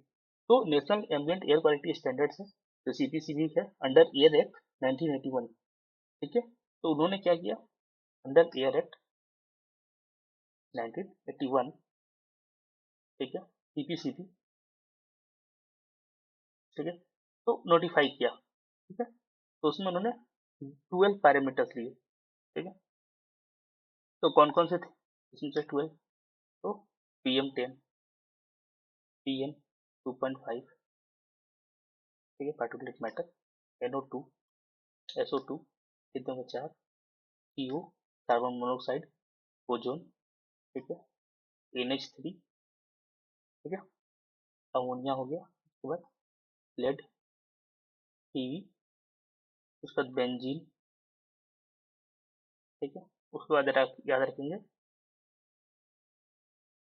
बेंजो, ठीक है, पायरीन, कितना हो गया, 11 हो गया, 4 नहीं 10 हुआ, 8 शेयरिंग, और फिर क्या है निकल। इसके लिमिट, ये इसलिए इसको क्राइटेरिया पॉल्यूटेंट क्यों बोलते हैं, क्योंकि इसके लिए क्राइटेरिया बनाई गई है कि भाई इसके लिए सरकार ने क्राइटेरिया बनाया कि ये लिमिट रहेगा किसी सीबी ने यह एक्ट के अंतर्गत, ठीक है।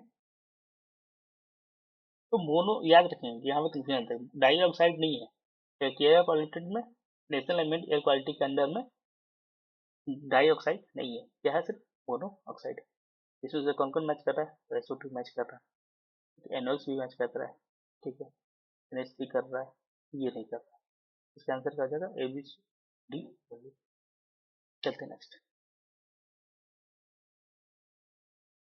Which of the following is not applicable to secondary air pollutants, कौन से नहीं, they are important with respect to human health, इसमें से बताना कौन एप्लीकेबल नहीं है। तो पहला बात कि they are important with respect to human health, बिल्कुल सही बात है, इम्पोर्टेंट है। गड्डी पॉल्यूशन भी, वो भी रेस्पिरेटरी इरिटेंट्स कॉज करते हैं और भी लंग्स डिजीज करते हैं। They have undergone chemical physical transformation, नहीं है, बिल्कुल बात है, ठीक है। वो तो वही है, पहले कुछ और थे, वो रिएक्ट होके प्राइमरी पॉल्यूटेंट के साथ फोटोकेमिकल रिएक्शन हुआ तो फिर वो कुछ और बने। They both are inorganic and organic species compound, तो बिल्कुल बात है, ठीक है। जैसे कि ओजोन है, सल्फेट नाइट्रेट है, एरोसल्स है, वो इनऑर्गेनिक है, लेकिन जो पैन है, ठीक है, वो क्या है, ऑर्गेनिक है, या फिर सेकेंडरी ऑर्गेनिक एरोसोल्स है, वो क्या ऑर्गेनिक है। They are non hazardous airport, ये तो गलत बात है, हजार्डस है, हेल्थ के लिए बहुत नुकसानदेह है, क्योंकि फोटोकेमिकल स्मोक से सब कुछ बनाते हैं, तो बैड। तो ये तीसरा ऑप्शन एप्लीकेबल नहीं है, चलते हैं। तो यहाँ पे प्राइमरी और सेकेंडरी पोल्यूशन का पॉल्यूटेंट्स का डिफरेंस दिया हुआ, डिफिनेशन डायरेक्टली सोर्सेज, ठीक है, chemical reaction, primary pollutant natural atmospheric components है, formation direct emission from identification, ठीक है, chemical reaction in atmosphere. Example दिए हुए हैं यहाँ पे एग्जांपल दिए हुए हैं, ग्राउंड लेवल ओजोन है, सल्फ्यूरिक एसिड है, नाइट्रिक एसिड है, फैन है, ठीक है, सीआईडी ऑर्गेनिक एरोसोल से फोटोकेमिकल इसमें हो गया। उसका सोर्सेज दिए हैं कि इसका डायरेक्ट सोर्स नहीं है, ये तो रिएक्शन करके बनता है।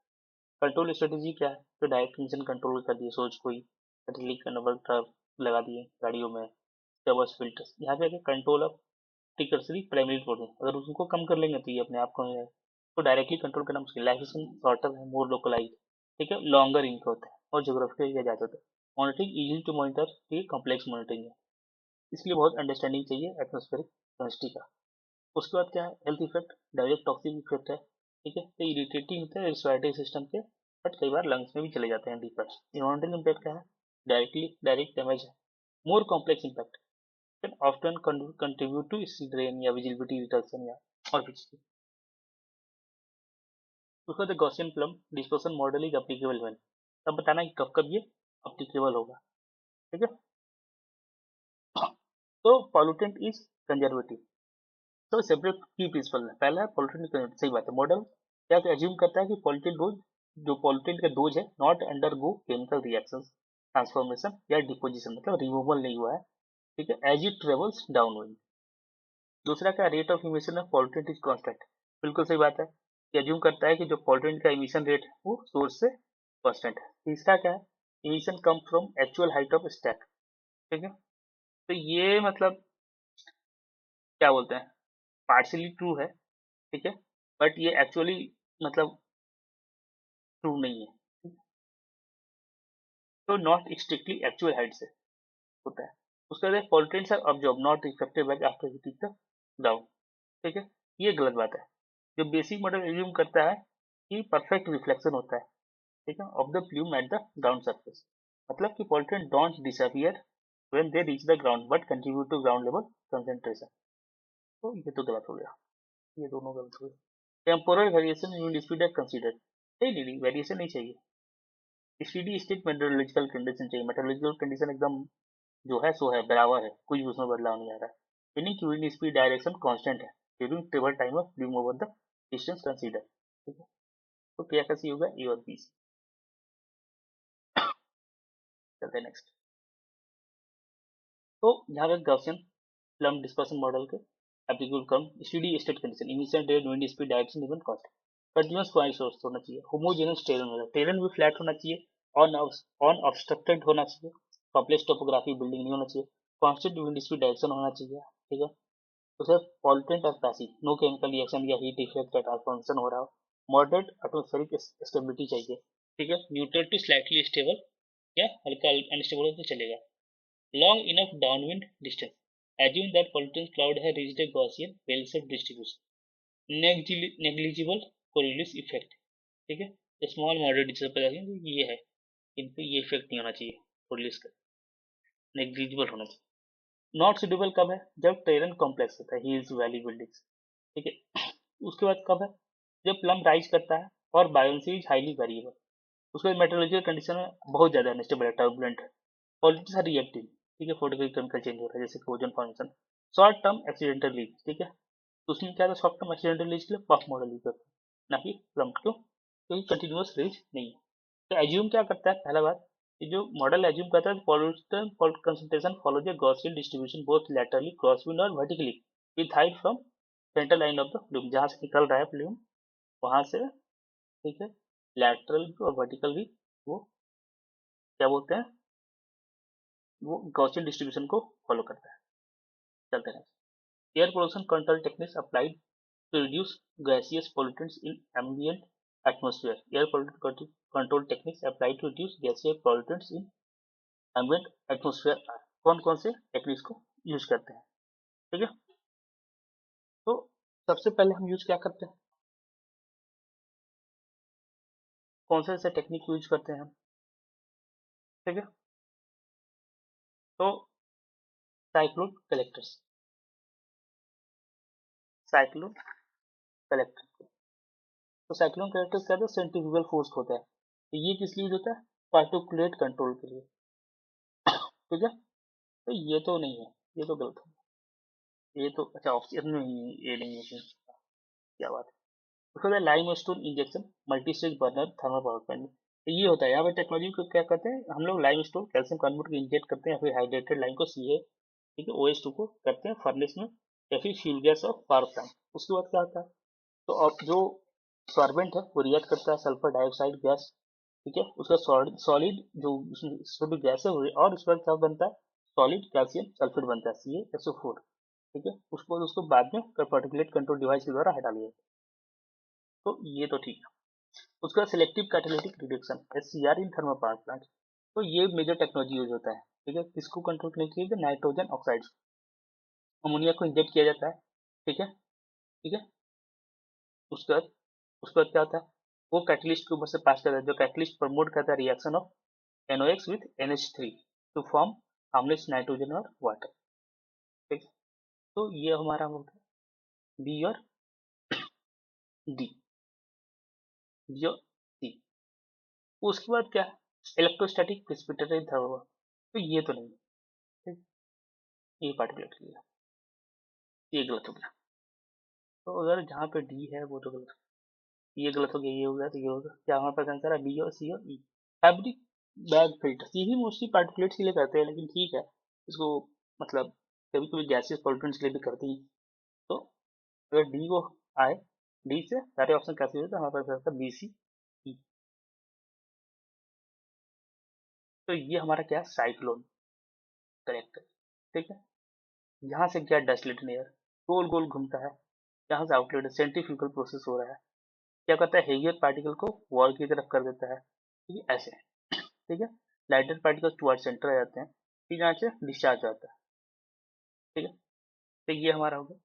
तो ये हमारा क्या है, ये हमारा ESP है, ठीक है, ये हमारा क्या है, सिलेक्टिव, सॉरी ये ESP नहीं, ये हमारा क्या, सिलेक्टिव कैटालिटिक रिडक्शन है, यहाँ पे गैस है NOx है NH3 डाले, वहाँ पे अपना हुआ, यहाँ पे कैटालिटिक ब्लॉक सेपरेट कैटालिटिक है ना, यहाँ पे H2O और N2 निकला क्लीन गैस, ठीक है, बस। ये हमारा क्या, लाइमस्टोन इंजेक्शन है मल्टी स्टेज वाटर में, यहाँ से हम क्या करें, लाइमस्टोन इंजेक्शन मल्टी स्टेज बनाएगा, यहाँ से हम इंजेक्ट करते हैं सॉल्वेंट को, ये बॉयलर में अपना, ठीक है, SO2 अपना आता है, उसके बाद क्या आता है, अपना मास्टर स्टेप होता है, उसके बाद अपना कैल्शियम सोडियम कैल्शियम सल्फेट बनता है, वो चिपक जाता है, फिर उसको हम निकाल देते हैं, चलते हैं। Which of the following is not listed as national mission that comes under national action plan for climate change, ठीक है, कौन सा इसमें से लिस्टेड नहीं है, तो ये 2008 में लॉन्च हुआ था, पहला बात तो याद रखेंगे, इसमें कौन कौन सा था, विच वॉज नॉट लिस्टेड है, तो national mission for clean India, ये नहीं लिस्टेड है, ग्रीन इंडिया है, सस्टेनेबल हैबिटेट भी है, सस्टेनिंग हिमालयन इकोसिस्टम भी है, ये सब है, इसमें टोटल 8 थे, उसमें और कौन सा था जो हम पढ़ते हैं, सोलर मिशन, ये इसी के अंदर था, NAPCC के अंदर था, ठीक है, action plan for climate change, solar 2008 में लोग इतना कुछ बनाए थे। उसके बाद क्या है, national mission for enhanced energy efficiency, NMEEE। उसके बाद क्या था, national mission for sustainable habitat था, ये हमारा। उसके बाद हमारा आ गया नेशनल वाटर मिशन भी इसके अंदर था, ठीक है, NWH national water, NWM national water mission, ठीक है, उसके बाद national mission for green India भी था, कि ग्रीन बनाएंगे इंडिया। दूसरा national mission for sustainable agriculture भी था, इसमें एग्रीकल्चरल कंपोनेंट भी था, तो देखना है कि ऑलमोस्ट सब कंपोनेंट इसमें लिया गया था। फिर national mission of strategic knowledge for climate change भी था, कि एजुकेशन की बात की गई थी, ये सारे, ये आठों पर दिमाग में रखेंगे कौन कौन से थे। Question plum model for estimating pollutant concentration from point source, consider the following assumption, ठीक है, कौन कौन से एजम्पशन को consider करते हैं? तो पहला की कंसंट्रेशन है प्रोपोर्शनल टू इमिशन रेट, तो ये बिल्कुल सही बात है, ठीक है, वो पिछले क्वेश्चन के तो धारित अलग है, emission takes place from virtual point, ठीक है, इमिशन कहाँ से आता है, तो वर्चुअल पॉइंट से आता है, तो ये भी सही बात है, ठीक है, इफेक्टिव हाइट जो होता है, ठीक है, जो है वो क्या है, वो वर्चुअल हाइट तो है, क्योंकि उसमें actual height plus plume rise को हम काउंट करते हैं। ऑल्टरन does not undergo chemical transformation, ये भी सही बात, 3 डायमेंशनल एक्सिस, हाँ 3 डायमेंशनल एक्सिस यूज होता है, ठीक है, इसमें 3 डायमेंशनल एक्सिस यूज होता है, डाउनविंड का, क्रॉसविंड का और वर्टिकल का, ठीक है, XYZ एक्सिस। उसको होता है कंसिडर वेरिएबल यूनिट्स, नहीं है ये बिल्कुल फाल्स। तो ए बी डी। अब तो ये समझ में आई गया मतलब इसमें क्या क्या होता है, ये सारे ऑप्शन क्या एनालिसिस किया हुआ। तो ये हमारा है, ठीक है। एच एस क्या हमारा है, एक्चुअल हाइट है, ठीक है। स्टैक हाइट, रीज हाइट क्या हो जाता है हमारा, इफेक्टिव स्टैक हाइट क्या हो जाता है, तो एच ही, ठीक है। एक्चुअल स्टैक हाइट बस ल्यूमराइज का। तो ये क्या है, वर्चुअली हाइट तो है, एक्चुअली तो यहाँ से निकला, ये हाइट है ना, ये विंड है, ये पॉलिटन कंसंट्रेशन का प्रोफाइल रहता है, ये प्लूम का सेंटर लाइन है, इसको फॉलो कर रहा है, ठीक है। ये सिमेट्रिक फिगर है गॉसियन का। उसके बाद in the sound power level equation LW equal to 10 log WX, the value of X, that is reference power level is established as। तो ये रेफरेंस पावर एस्टेब्लिश कैसे किया जाए, तो ये क्या है, साउंड पावर लेवल क्या है, जो LW साउंड पावर लेवल क्या है, तो लॉगरिथमिक मेजर है टोटल एकॉस्टिक पावर का emitted by a source related to a standard reference level, ठीक है। तो उसका फॉर्मूला क्या था, LW 10, ठीक है, W/W रेफरेंस, ठीक है। तो ये क्या है, ये स्टैंडर्ड रेफरेंस लेवल है। तो LW क्या होगा, इसमें डेसिबल में लेते साउंड पावर। W क्या हो गया हमारा, तो sound power emitted by source है वाट में। W रेफर क्या है, रेफरेंस साउंड पावर, ठीक है। तो इंटरनेशनल जो स्टैंडर्ड जो हमारा रेफरेंस साउंड पावर का है वह क्या है, 10⁻⁻12 वाट्स, ठीक है। इसको लिख सकते हैं 1 पिको वाट, तो वाट, ठीक है। तो इसमें कितना आ गया, 10⁻⁻12 वाट। तो ये दूसरा सही होगा। ये तो फैक्ट बेस्ड था, कैलकुलेट भी किया जा सकता है, बट वो बहुत ही लंबा प्रोसेस। चलते हैं next. Which of the following is not related to the incident of deadly urban smoke? इसमें से कौन से deadly urban smoke से रिलेटेड नहीं है, तो ठीक है, म्यूज वैली बेल्जियम में, बिल्कुल ठीक है। डेंस स्मोक हुआ था जिसके कारण बहुत सारे लोग मर गए थे, डजन सौ लोग, ठीक है। डोनोटा पेंसिल्वेनिया में 1948 में 20 के आसपास लोग मर गए थे। उसके बाद लंदन में ग्रेट स्मोक ऑफ लंदन बोलते हैं, ठीक है। इसमें भी कई सारे मतलब थाउजेंड ऑफ एक्सीडेंट हुआ था इसमें। तो क्यूबेक कनाडा में, तो कनाडा ने ऐसा एयर पोल्यूशन स्पोर्ट को एक्सपीरियंस किया, लेकिन वहाँ पे रिकॉग्नाइज्ड वाइडली ऐसा कोई डेथ होती नहीं है, तो ये मेजर नहीं है।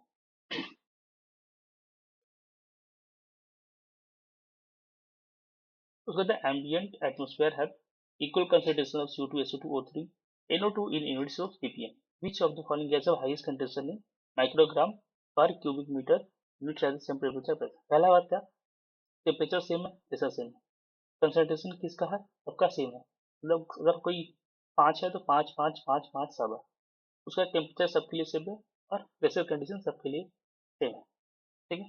तो ऐसे केस में क्या पूछा है कि किस गैस का सबसे ज्यादा कंसंट्रेशन होगा, ठीक है। तो हम मोस्टली जो कंसंट्रेशन हम निकालते हैं, ठीक है, तो कंसंट्रेशन हम निकालते हैं तो उसका तो फॉर्मूला होता है कंसंट्रेशन पार्ट्स पर मिलियन में, ठीक है, इनटू, ठीक है, MW होता है, ठीक है, ग्राम मोल में, molar molecular weight into pressure होता है इनटू, ठीक है, 10⁻6 होता है, ठीक है, क्योंकि 10⁻6 होता है, ठीक है। तो असल में क्या होता है, कंसंट्रेशन होता है ppm में, मोलिकुलर वेट होता है ग्राम, उसका डिवाइड डिवाइड किसे करते हैं दोस्तों, molar value volume at temperature pressure, तो गिवन टेम्परेचर प्रेशर है उसे हम डिवाइड करते हैं, तो हमारा क्या जाता है कंसंट्रेशन, अभी हम कुछ दिन पहले देखे थे वो माइक्रोग्राम पर मीटर क्यूब में, ठीक है। अब हम क्या है कि यहाँ पे टेम्परेचर बराबर ये है, कंसंट्रेशन बराबर है, तो सब कुछ बराबर है, डिवाइड करने वाला बराबर है, मॉलिक्यूलर वॉल्यूम सेम ही आएगा, मोलर वॉल्यूम सॉरी, क्योंकि सेम टेम्परेचर प्रेशर है, ठीक है। मॉलिक्यूलर और इसके कंसंट्रेशन सबका लिखा है कि बराबर है। तो क्या चीज इसमें डिफर करेगा, वो है दिमाग स्मार्टली लगाना है, मॉलिक्यूलर वेट, तो जिसका मॉलिक्यूलर वेट ज्यादा होगा उसका हाईएस्ट कंसंट्रेशन होगा माइक्रोग्राम पर क्यूबिक मीटर में। तो CO2 का क्या है 44 ग्राम आता है, SO2 का 64 ग्राम है, ठीक है, O3 का 48 ही आएगा, NO2 का 46 आएगा, सबसे ज्यादा किसका है, तो आंसर SO2 इसका सबसे हाईएस्ट कंसंट्रेशन होगा, ठीक है। अब इतना बार कैलकुलेशन से अच्छा इस तरह से दिमाग लगाए, ये सब कुछ सेम दिया है, जो चीज सबसे ज्यादा डिफर करेगा तो ये कर रहा है मॉलिकुलर, क्या बोलते हैं molar mass, molecular weight, molecular weight, ठीक है। मोलर वॉल्यूम भी सेम है, ठीक है, क्योंकि टेम्परेचर प्रेशर सेम है, हमारा कंसंट्रेशन सेम है क्योंकि ऑलरेडी बोला है कि इक्वल कंसंट्रेशन है, तो डिफर क्या कर रहा है, तो मोलिकुलर वेट, तो जिसका मोलिकुलर वेट ज़्यादा होगा तो हम उसमें, अगर वो डिवीजन में रहता तो वो कम होता, वो तो मल्टीप्लाई हो रहा है ना ऊपर में फॉर्मूले में, वो पीछे क्वेश्चन में हमने किया था ना SO2 वाले में, सल्फर डाइऑक्साइड में। चलते हैं नेक्स्ट, ठीक है। तो इसको पूरा सॉल्व नहीं करेंगे, इसको दिमाग में रख के तुरंत ऐसा निकालेंगे मिनट्स में, मिनट सेकंड्स में। विच of the following is not a type use for disinfection of water, तो हाइपोक्लोरस एसिड इसका यूज होता है, मोस्ट इफेक्टिव डिसइंफेक्टेंट है, तो ये तो यूज होता है। क्लोरीन डाइऑक्साइड इसका भी यूज होता है, ओजोन इसका यूज होता है, ठीक है। तो इसका क्यों क्या पर कोलरेट, तो ये नहीं यूज होता है, क्यों, ये तो खुद ही इन्वायरमेंटल कंटेमिनेंट है, ठीक है, तो ये कैसे यूज होगा, तो परकुलेट, डिटेल्स यहाँ पढ़ लेंगे। अब आगे है नेक्स्ट क्वेश्चन, ठीक है, क्या बताया, नाइन लेवल ऑफ 90 डेज, ठीक है, DV exist for 10 minutes followed by reduced noise level of 70 dB for 40 minutes. Calculate the equivalent continuous equal energy level for 15-minute period. Assume 5 minute sampling interval, ठीक है, तो हमें 5 minute का sampling interval है, तो इसको हमें सॉल्व करना है, तो ठीक, तो वो करते हैं।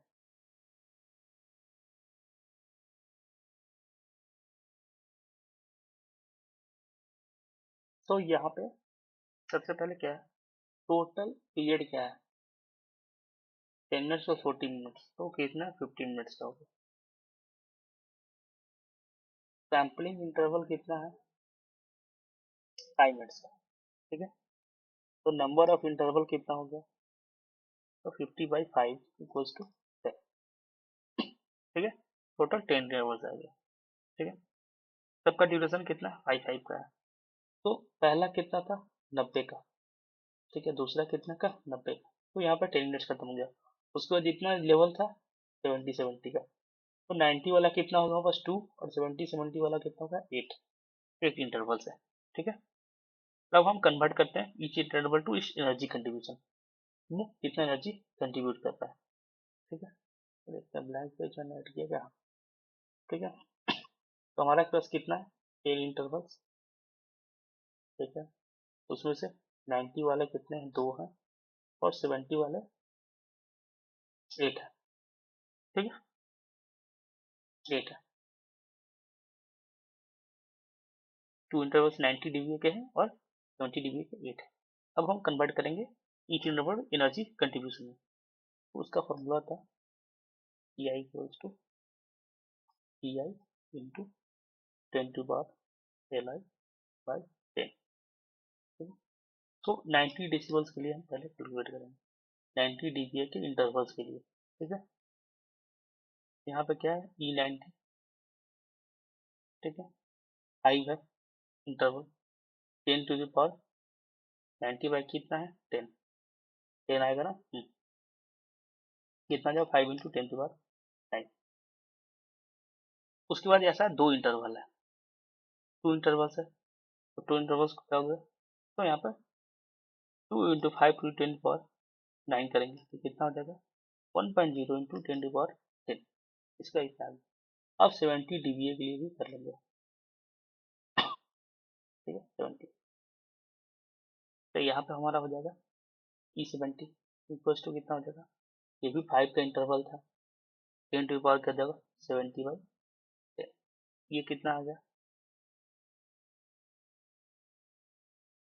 5 इंटू 10 टू पावर 7, ऐसा टोटल 8 है, तो 1 इंटू 5 इंटू 10 टू पावर 7, तो ये कितना आ जाएगा 4.0 इंटू 10 टू पावर 8 आ जाएगा ना, 8 40, इधर 0 है, एक और 10 आ जाएगा, इसके वजह से 8 हो गया बाहर, तो ये टोटल।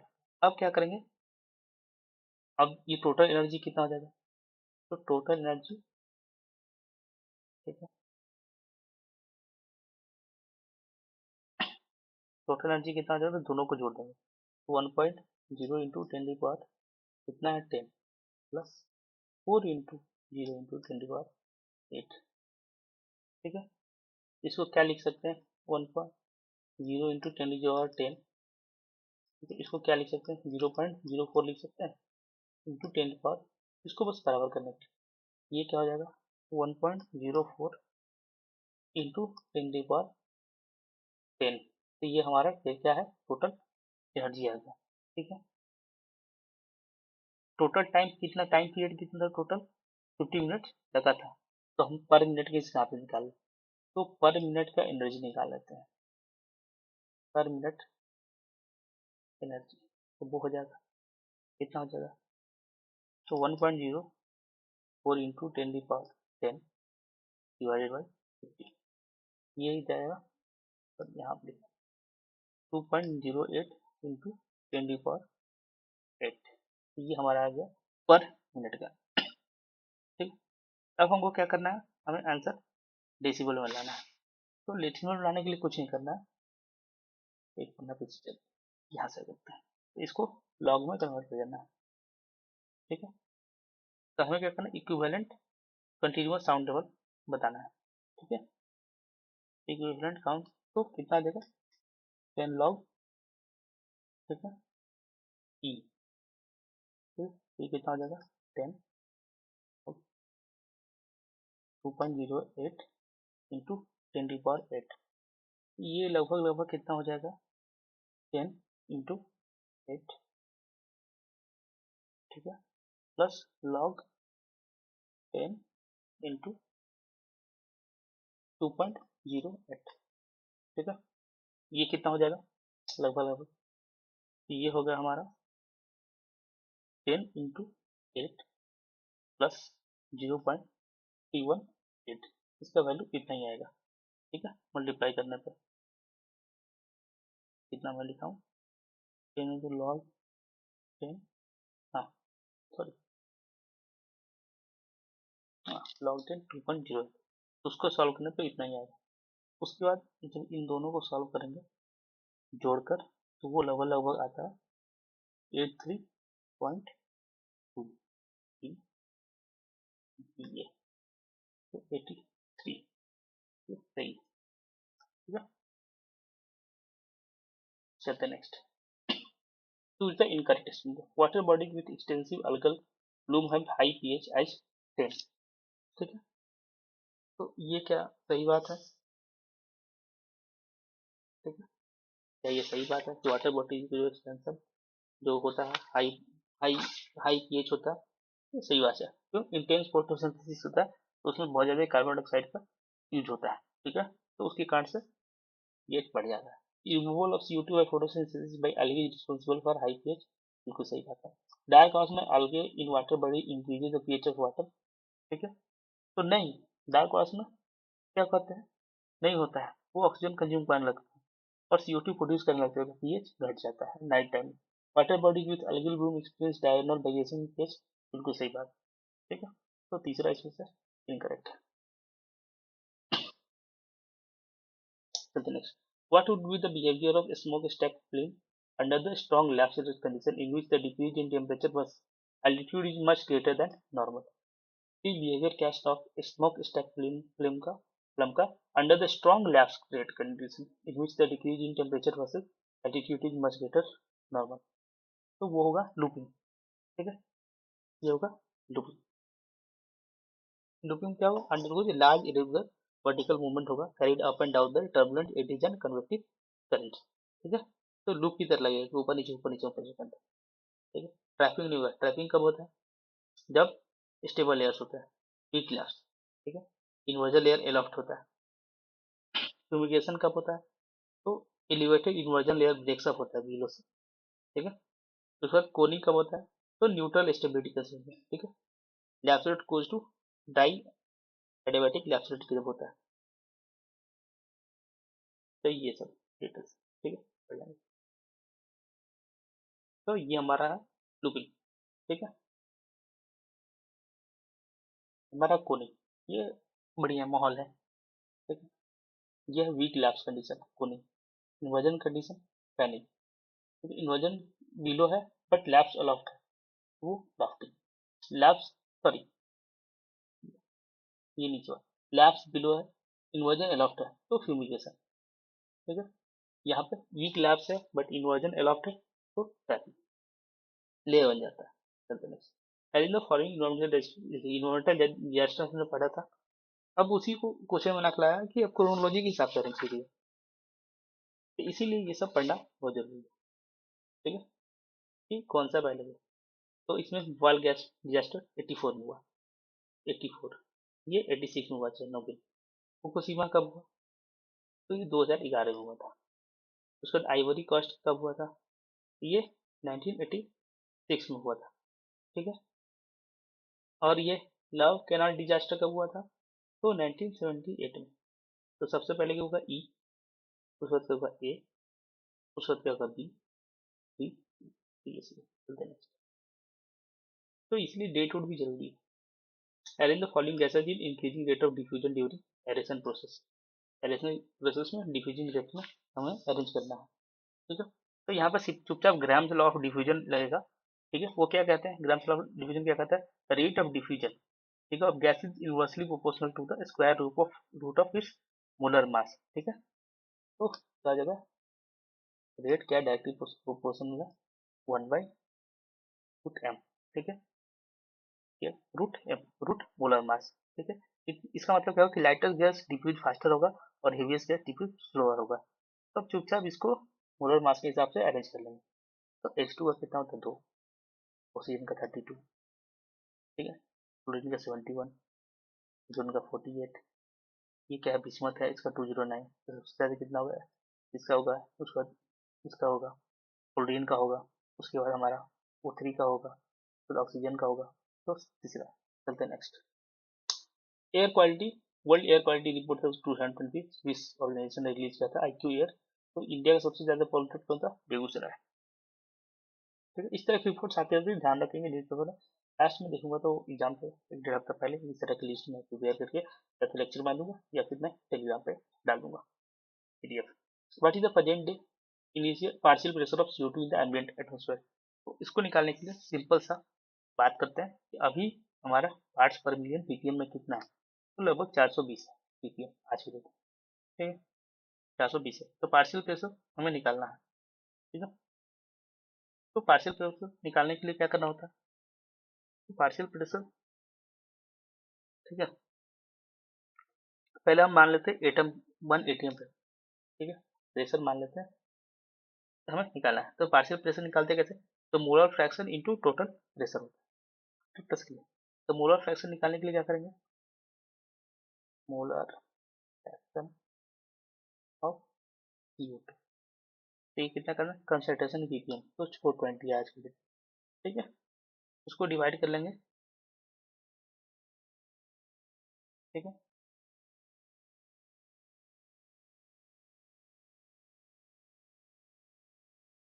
तो इसको डिवाइड किससे कर लेंगे, तो 10 लाख मतलब 1 मिलियन से। ठीक है, तो डिवाइड, तो हमारा कितना आ जाएगा,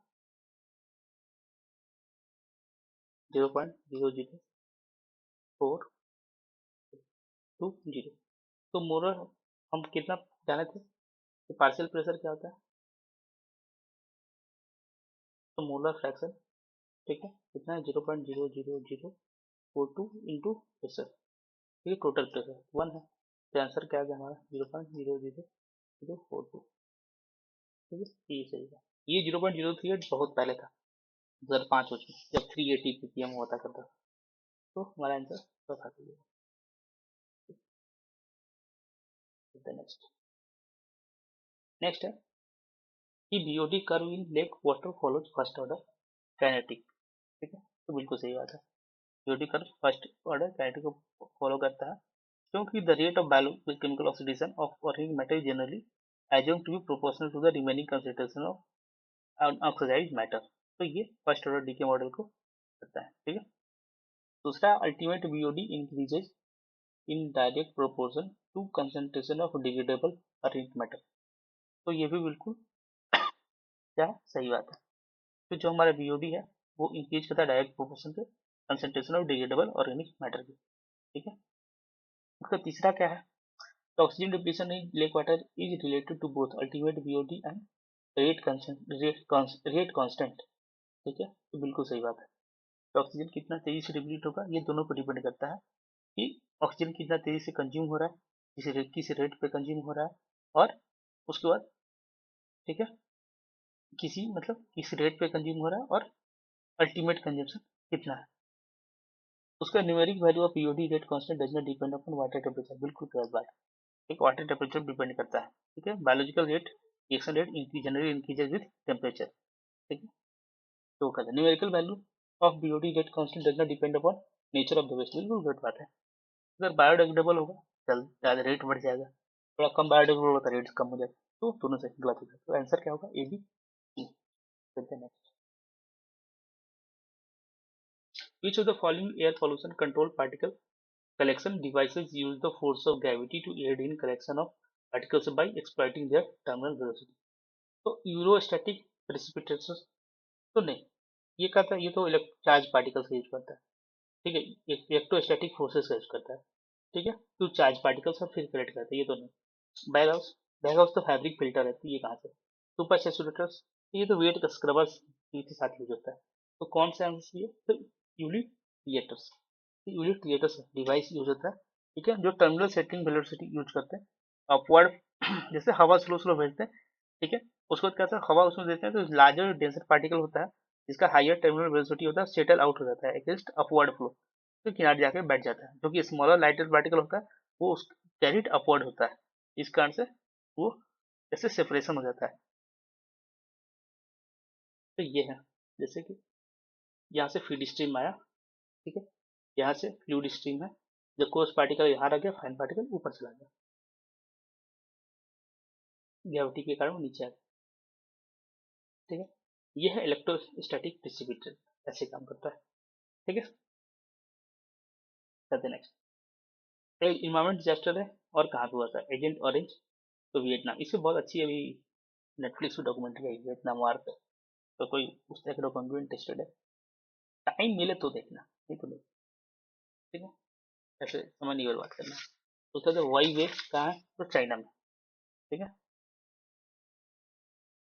चाइना में। ठीक है, यहाँ पे ऑयल स्पिल्स बहुत सारे होते हैं। इटाई इटाई क्या है, इटाई इटाई मतलब इट हर्ट्स होता है। तो ये कहाँ पे था, तो जापान में। तो लव कैनाल कहाँ हुआ था, तो यूएस में। तो टोटल इसका आंसर क्या हो जाएगा हमारा, तो A4 C1 C2 और D3, तो ये सही है। चलते नेक्स्ट। चल ये सब फिर से यूज हो रहा है लव कैनाल। ठीक है, तो ये सब आते रहता है बार बार, तो ऐसा नहीं कि बहुत ऐसा कुछ अलग सा ही हर साल पूछता नहीं, बहुत सारी चीज रिपीट करते हैं असल इन सब टॉपिक्स में, बस थोड़ा अलग अलग स्टाइल में पूछते हैं। तो ये है डिजास्टर का नाम, मेजर, ये ईयर, ये लोकेशन और डिस्क्रिप्शन थोड़े बहुत, तो इसको एक बार पढ़ लेना, बस एक दो बार पढ़ेंगे तो दिमाग में थोड़ा थोड़ा रहेगा। विच of the following is green house gas and A criteria air quality under national ambient air quality standard but is not directly emitted in troposphere, तो वो क्या है, ओजोन। ठीक है, ये आंसर क्या है, ओजोन। ठीक है, तो ये है क्राइटेरिया एयर क्वालिटी, ये ग्रीन हाउस गैसेज है और क्राइटेरिया एयर क्वालिटी है। तो CO2 ग्रीन हाउस गैसेज है, क्राइटेरिया एयर क्वालिटी नहीं, मीथेन है ग्रीन हाउस गैस, क्राइटेरिया नहीं, N2O है नहीं, CFC है ग्रीन हाउस गैस है, पर नहीं। ओजोन ही एक ऐसे जो ग्रीन हाउस गैस भी है और क्राइटेरिया एयर क्वालिटी भी है। ठीक है, जिसको कि नोटिफाई किया गया CPCB द्वारा। ठीक है, CPCB द्वारा। ठीक है, चलते हैं नेक्स्ट। अब जैसे ये लिस्ट है ना, ध्यान से देख लेंगे तो एक बार में याद हो जाएगा। उसको बाद लिस्ट वन से मैच करना है, तो इन्वर्जन बिलो, ठीक है, लैप्स एंड एलॉफ्ट, ये किस कंडीशन को दिखाता है, लॉफ्टिंग। स्ट्रॉन्ग लैप्स कंडीशन, ये किस कंडीशन को दिखाता है, तो ये दिखाता है लूपिंग। ठीक है, ये बहुत ही अनस्टेबल कंडीशन है, तो लूप में चल रहा है। उसका तो क्या है, उसका है लैप्स बिलो, फिर नीचे लैप्स है और इन्वर्जन एलॉफ्ट है, इसको क्या दिखाता है, फ्यूमिगेशन, और week lapse below inversion aloft है तो ट्रैपिंग। ठीक है, तो हमारा सही होगा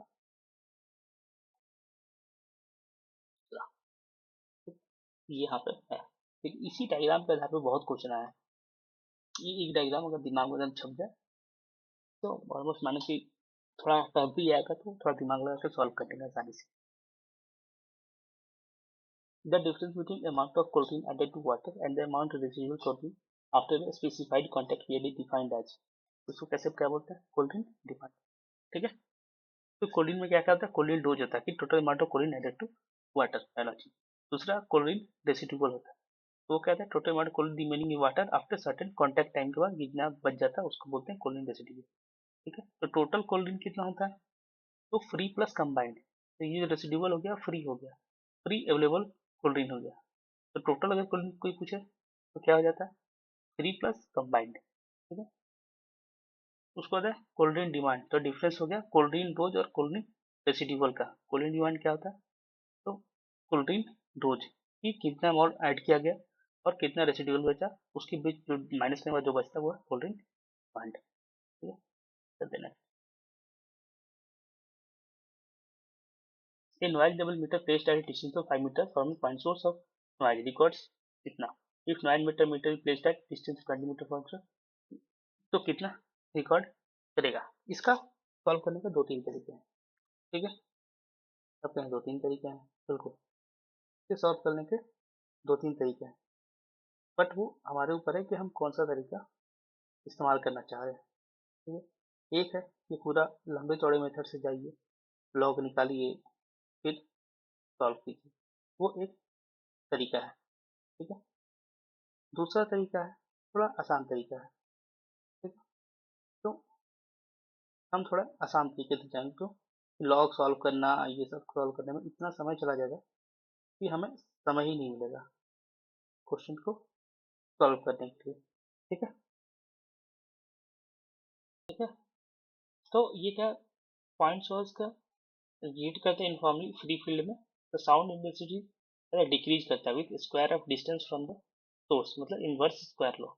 ठीक है, तो sound pressure level speed decrease करता है 6 dB decibel for every doubling of distance. Initial कितना था 5 मीटर, उसका 20 मीटर था, इनिशियल स्पीड 78 मीटर था। डिस्टेंस कैसे, R2 by R1, 20 metre by 5 4, तो एक फैक्टर 4 रिप्रेजेंट 2 डबलिंग्स। ठीक है, जैसे 5 से 10, 10 से 20, तो इस पे 6 मीटर 6 डेसिबल घट जाएगा, यहाँ पे 6 जगह घट जाएगा, तो टोटल डिक्रीज कितना हो जाएगा 12 डेसिबल। ठीक है, तो 70 से 5 टोटल 66 डेसिबल। ये एक तरीका है। दूसरा तरीका लॉग के थ्रू जाने का, उसको सॉल्व करने में कम से कम 15 मिनट लगेगा, इसको सॉल्व करने में 1 मिनट भी नहीं लगेगा सही से। ठीक है, तो ये तरीके से जाएंगे। Next, which of the following does not belong to primary waste water treatment, इसमें से कौन सा प्राइमरी वेस्ट वाटर ट्रीटमेंट में नहीं होता। बारिश में होता है हीट चैम्बर होता है, ठीक है, ये ट्रिकलिंग फिल्टर नहीं होता है, ये सेकेंडरी में होता है, तो ट्रिकलिंग फिल्टर सही जवाब होगा। ठीक है, बारिश में हीट चैम्बर होता है, प्राइमरी क्लैरिफायर भी होता है, सेकेंडरी में ट्रिकलिंग फिल्टर होता है जो कि एक्टिवेटेड स्लज प्रोसेस में होता है। यह डायग्राम डायग्राम को दिमाग में रखेंगे। क्रॉस सीवेज है, स्किन है, कम्युनिकेटर होता है, हीट चैम्बर होता है, हीट डिस्पोजल होता है। ठीक है, प्राइमरी क्लैरिफायर होता है, उसके बाद यहाँ से चला गया एरेशन टैंक होता है। ठीक है, सेकेंडरी क्लैरिफायर होता है, एक्टिवेटेड स्लज होता है। ठीक है, इसी यहीं पे अपना टेकिंग फिल्टर भी होता है, उसका डिसइंफेक्ट, उसके बाद एक थर्ड भी होता है, थर्ड ट्रीटमेंट, मतलब कुछ स्पेशली उसमें डिसइंफेक्टेंट या कुछ भी डालते हैं, तो वो सब भी होता है एडवांस ट्रीटमेंट में, बट प्राइमरी और सेकेंडरी मिलनी होता है। चलते next, according to national ambient air quality standard, the annual limit for PM10 and PM2.5 in ecological system sensitive area में कितना है। ठीक है, क्या national ambient air quality standard का एनुअल लिमिट PM10 और PM2.5 का कितना है, तो वो है 60 और 40 रिस्पेक्टिवली। ठीक है, 60 PM10 का, PM2 का, 2.5 का इकोलॉजिकली सेंसिटिव एरिया में कितना है, ठीक है, माइक्रोग्राम पर क्यूबिक मीटर में, तो 60 और 40 रिस्पेक्टिवली। ठीक है, ये पूरा लिस्ट है। ठीक है, जो 2009 के रिवाइज स्टैंडर्ड थे उसके आधार पर, तो इसको एक बार देख लेंगे कि किसी किसी के एनुअल है, किसी किसी के 8 आवर भी है, 1 आवर भी है। ठीक है, तो उस हिसाब से देख लेंगे। दिमाग में थोड़ा सा रखेंगे कि किसके कितना है, तब एक दो बार देखें ना, दो तीन बार इसको पढ़ेंगे तो याद हो जाएगा। उसका जो digital exhaust particle DEP known to manifest asthma like features are responsible for, वो किस लिए रिस्पॉन्सिबल है, द क्रोनिक एयरवेज इन्फ्लेमेशन बिल्कुल, म्यूकस हाइपर सिक्रीशन बिल्कुल, एयरवे एक्सपेंशन नहीं, ऐसा कुछ नहीं होता, मार्क्ड इन्फिल्ट्रेशन ऑफ इओसिनोफिल्स, ठीक है। और उसके बाद एयरवेज हाइपर रिस्पॉन्सिवनेस बिल्कुल, इसका आंसर आ जाएगा ए बी डी, ये डीजल एग्जॉस्ट के। ये क्वेश्चन है 2020 के, इसके पहले जो क्वेश्चन थे ना, 2-3 क्वेश्चन पहले तक, ठीक है, ये सब टेकलिंग फ्रिज टायर, ठीक है, ये सब क्वेश्चन थे अभी लेटेस्ट तुरंत जो हुआ है दिसंबर 2020 में कैसे क्वेश्चन पूछते थे, जहरीले, ठीक है। तो ये ऐसा नहीं है कि फिर से नहीं आ सकता, फिर से ऐसे आ सकता है, who knows, कहा नहीं जा सकता। जैसे कि अभी सिलेबस चेंज की बात चल रही है ग्रेजुएट पोस्ट ग्रेजुएट लेवल्स के, तो अगर कॉलेज के सिलेबस चेंज होता है तो हो सकता है इस साइकिल के बाद दिसंबर साइकिल में नेट के भी सिलेबस चेंज आए, तो बेटर है कि इस साइकिल में ही अगर जो लोग एलिजिबल हैं वो दे के खत्म करें, आरएफ अचीव करके। उसके बाद match list air pollutants with list two control technique equipments, ठीक है। तो कौन सा कहाँ पे यूज होता है, इसके लिए हमें यूज करना है यहाँ पे। तो PM2.5 फाइन पार्टिकुलेट मैटर है, इसको कैसे हटाते हैं, इलेक्ट्रोस्टैटिक प्रेसिपिटेटर से। A2, अच्छा इसका आखिर सारा आंसर ही आ गया, कोई बात नहीं। SO2 जो है सल्फर डाइऑक्साइड गैस है, उसको क्या यूज करते हैं, ये हम पहले पढ़े थे कि पिछले MCQ में याद करें तो लाइम स्टोन हम डालते थे, लाइम स्लरी जानते थे, है ना। अगर वहां पे पढ़े रहेंगे 2-3 तो वो क्या, वो बाद के सवाल है, तो पहले ही आ चुका है और इसी से फिर सवाल बना, तो देखना ऑप्शन से कितने सवाल बनते हैं। तो B4। उसके बाद नॉक्स का, तो कैटेलिटिक रिडक्शन करते हैं, ठीक है, ये हम पढ़े थे इलेक्ट्रिक कैटेलिटिक रिडक्शन का, ठीक है। या CR का फोटो भी देखें, कोर्स पार्टिकुलेट मैटर का साइक्लोन कलेक्टर से, लार्ज पार्टिकल्स है साइक्लोन कलेक्टर्स में मस्त काम करेंगे। चलते हैं, तो ये है लिस्ट पार्टिकुलेट एयर पोल्यूशन से कंट्रोल टेक्निक इक्विपमेंट्स, कि टाइप क्या है, गैस है, सॉलिड है, क्या है, और उसका कंट्रोल टेक्निक क्या है, तो ये एक बार देख लेंगे, ठीक है, ये काम आएगा। उसका the viruses in water disease they cause, तो वायरस है, तो वायरस क्या अफेक्ट कर सकता है, हेपेटाइटिस A3, बैक्टीरिया क्या कर सकता है, तो कोलेरा, ठीक है। उसका प्रोटोजोआ से क्या होता है, तो प्रोटोजोआ से होता है डिसेंट्री, ठीक है। और एलिमेंट से क्या होता है, पैरासाइटिक जो वर्म होता है, तो उनसे क्या होता है, तो सिस्टोसोमियासिस। हमारा आंसर कौन सा चीज है, चलो चलते हैं नेक्स्ट, ये उनके थोड़ी डिटेल से देख लेंगे। और ये है पूरा लिस्ट, एग्जॉस्टिव लिस्ट, मतलब एक जगह सब कुछ। अब इसी ज्यादा नहीं मुझे उम्मीद है किसी ज्यादा से पूछेगा, बैक्टीरियल पैथोजेंस इन वाटर कौन कौन से हैं, कौन कौन से डिजीज कॉज करते हैं, क्या सिम्टम है, सिम्टम नहीं भी पता तो चलेगा, ट्रांसमिशन ट्रांसमिशन भी नहीं चलेगा, ठीक है। और ये एक बार देख लेंगे, दिमाग में रखेंगे, वैसे उम्मीद कम है। मेन क्या जरूरी है, ये दोनों, ठीक है, तो आपको सिम्टम, सिम्टम नहीं पूछेगा मुझसे। ये है पैथोजेंस के कारण, वायरल पैथोजेंस, ये है प्रोटोजोअन पैथोजन और वाटर में वो क्या करता है, फिर ये हेलमिंथिक, ठीक है, जो वर्म्स है पैरासिटिक वर्म्स, कौन कौन से हैं, उनसे क्या डिजीज होता है। फिर यहीं की मैंने एयरबोर्न पैथोजेंस का दिया है, कि वायरसेस कौन कौन से करते हैं, ठीक है, कौन कौन से स्पेसिफिक पैथोजेंस हैं, उनसे कौन सा डिजीज होता है, किस होता है, ये दोनों ज़्यादा इंपॉर्टेंट है। और याद रखना कि ये वायरस ये इंपॉर्टेंट है कि हाँ कि ये वायरस है, ठीक है, ये जैसे बॉर्डटेला है, तो याद रखें कि बैक्टीरिया, ठीक है, ये फंजाई नहीं है, ऐसी जो ये एयर के ही है, फंजाई से और दूसरे माइक्रोजीन से क्या डिजीज होता है, ठीक। तो मेन ये रखना, ये इंपॉर्टेंट नहीं है, ये इंपॉर्टेंट नहीं है, लेकिन एक बार देख लेंगे, ठीक है। इंपॉर्टेंट क्या है, तो ये याद रखना कि फंजाई है, फंजाई में ये नाम है और ये डिजीज है, ठीक है। चलते हैं, the most toxic form of mercury in water is, सबसे ज्यादा टॉक्सिक फॉर्म मर्करी का क्या है, तो मिथाइल मर्करी आयन, ये सबसे ऑर्गेनिक फॉर्म है मर्करी का, ठीक है। ये एक्वेटिक से अन एक्वेटिक सेडिमेंट्स में क्या होता है कि एनारोबिक कंडीशन में ये इनऑर्गेनिक मरकरी से ऑर्गेनिक मरकरी ये बनता है, जो कि हाईली टॉक्सिक होता है। ये क्या है, तो ये एलिमेंटल मरकरी है, ठीक है।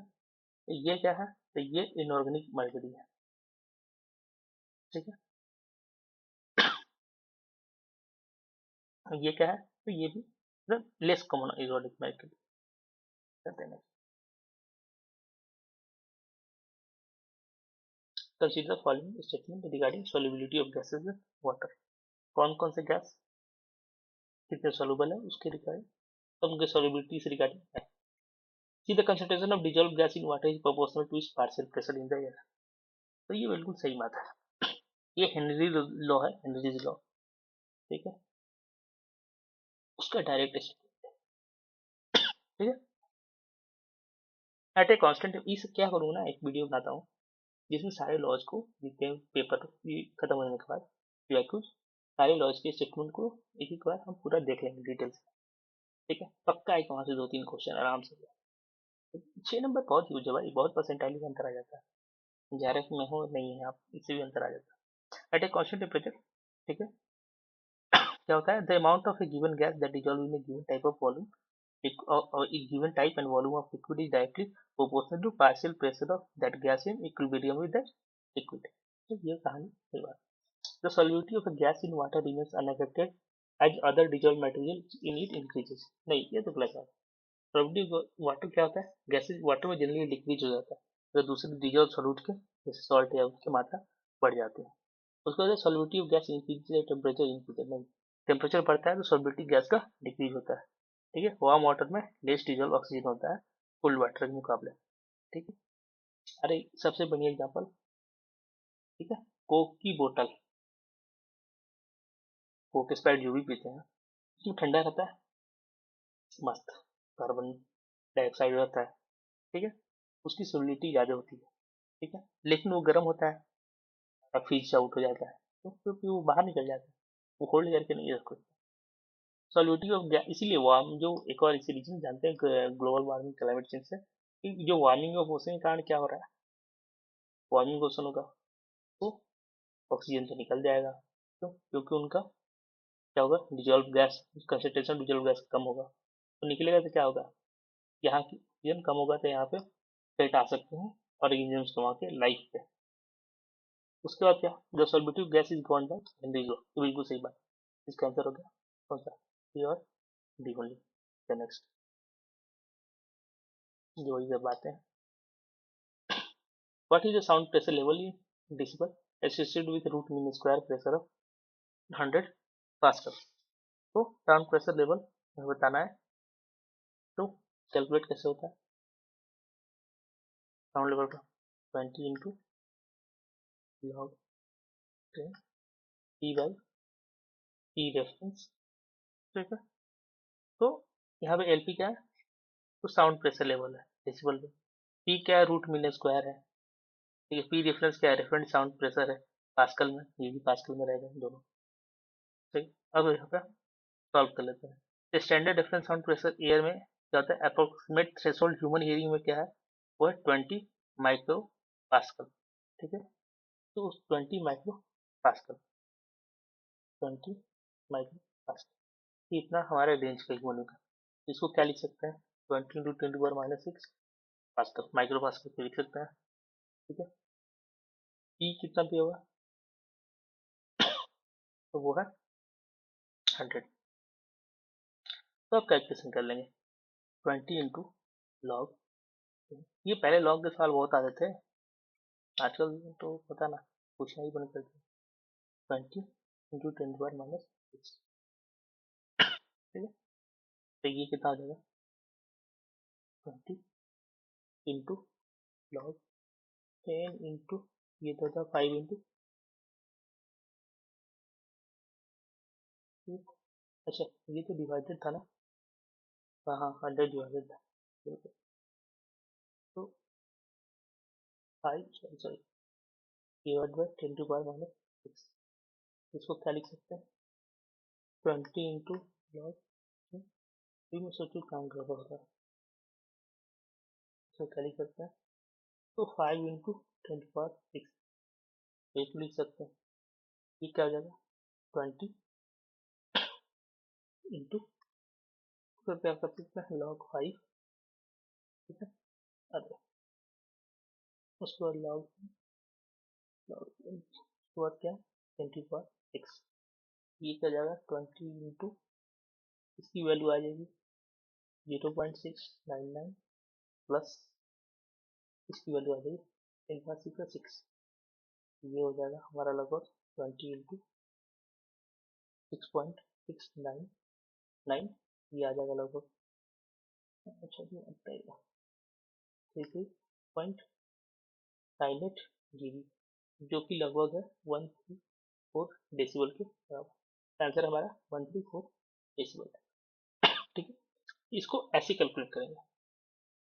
ठीक है, ये पहले हम क्या करेंगे, तो हमारा साउंड प्रेशर लेवल, ठीक है, उसका फॉर्मूला क्या है, 20 इंटू लॉग 10, ठीक है, 20 into log 10 root mean square, ठीक है, divided by difference sound pressure. तो डिफरेंस साउंड प्रेशर क्या होता है, लगभग वो याद रखिए 20 होता है ह्यूमन हियरिंग का। ठीक है, थ्रेशोल्ड है, तो वो पहले माइक्रो पास्कल में है, तो उसको पास्कल में कन्वर्ट कीजिए, जितना आ जाए जो गिवन है वो क्या होता है, रूट मीन स्क्वायर वो है 100। ठीक है, रूट मीन स्क्वायर प्रेशर दिया हुआ है 100 पास्कल। उसके बाद आप फॉर्मूले में बस रख लेंगे, सॉल्व कर लेंगे, आंसर आ जाएगा। इस तरह से। तो यहाँ पे ये है, क्लियर में भी अगर वहाँ पे दिक्कत है तो यहाँ से पढ़ सकते हैं। In a weight network used in noise measurement, weighting network, ठीक है, weighting network used in noise measurement, sound of which of the following frequency would require the least correction। तो इसका लिस्ट करेक्शन हम किसका करेंगे, ठीक है, लिस्ट करेक्शन किसका है, तो वो है 1000 हर्ट्ज का, 1000 हर्ट्ज का। ठीक है, तो वेटिंग नेटवर्क का है, वेटिंग फिल्टर्स है use in sound level meters to adjust the measure sound pressure level to better reflect human perception of loudness. ठीक है, तो ये हमारा वेटिंग नेटवर्क होता है। ठीक है, तो ह्यूमन हियरिंग क्या है, मोस्ट सेंसिटिव क्या है, मिड फ्रीक्वेंसी रेंज के रफली 1 किलोहर्ट्ज टू 5 किलोहर्ट्ज। ठीक है, ये लेस सेंसिटिव है वेरी लो फ्रीक्वेंसीज के लिए और वेरी हाई फ्रीक्वेंसीज के लिए, है ना।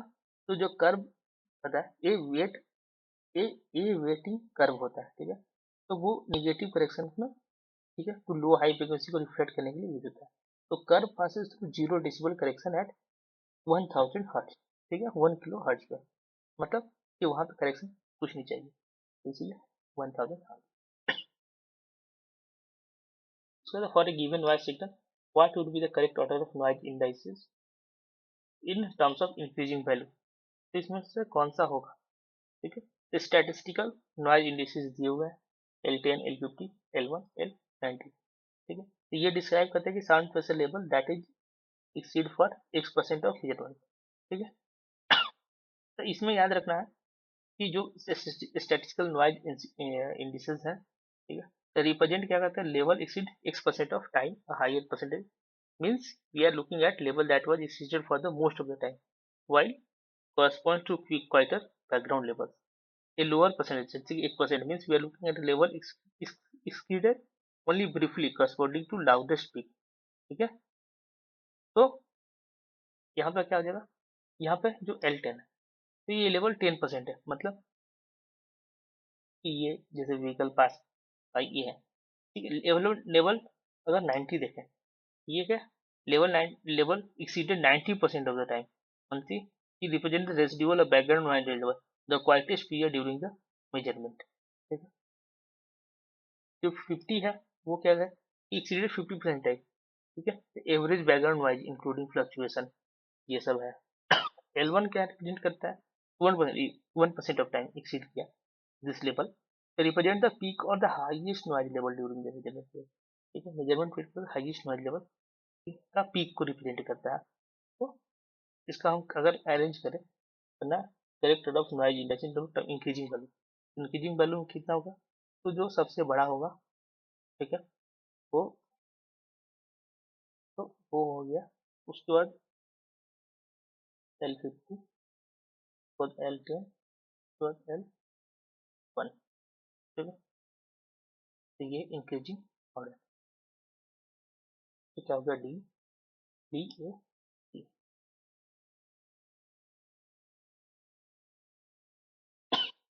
यहाँ पे दो स्टेटमेंट है, marl deposits are common in lake points having high amount of Ca2 plus and excessive alcohol. क्या कह रहा है, marl deposits are common in lake ponds having high amount of calcium deposit, ठीक है, calcium deposit excessive alcohol growth, तो ये क्या है, ये सही बात है, ठीक है, ये बिल्कुल सही बात है, ठीक,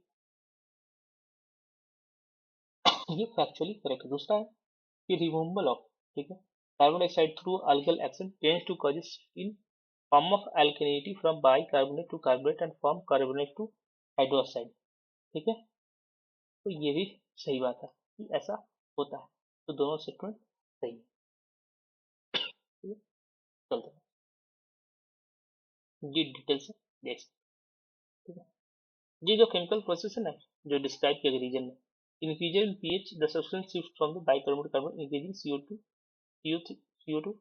ठीक है, concentration directly influenced by excessive algal growth contributes to malformation as stated in assertion, ठीक है,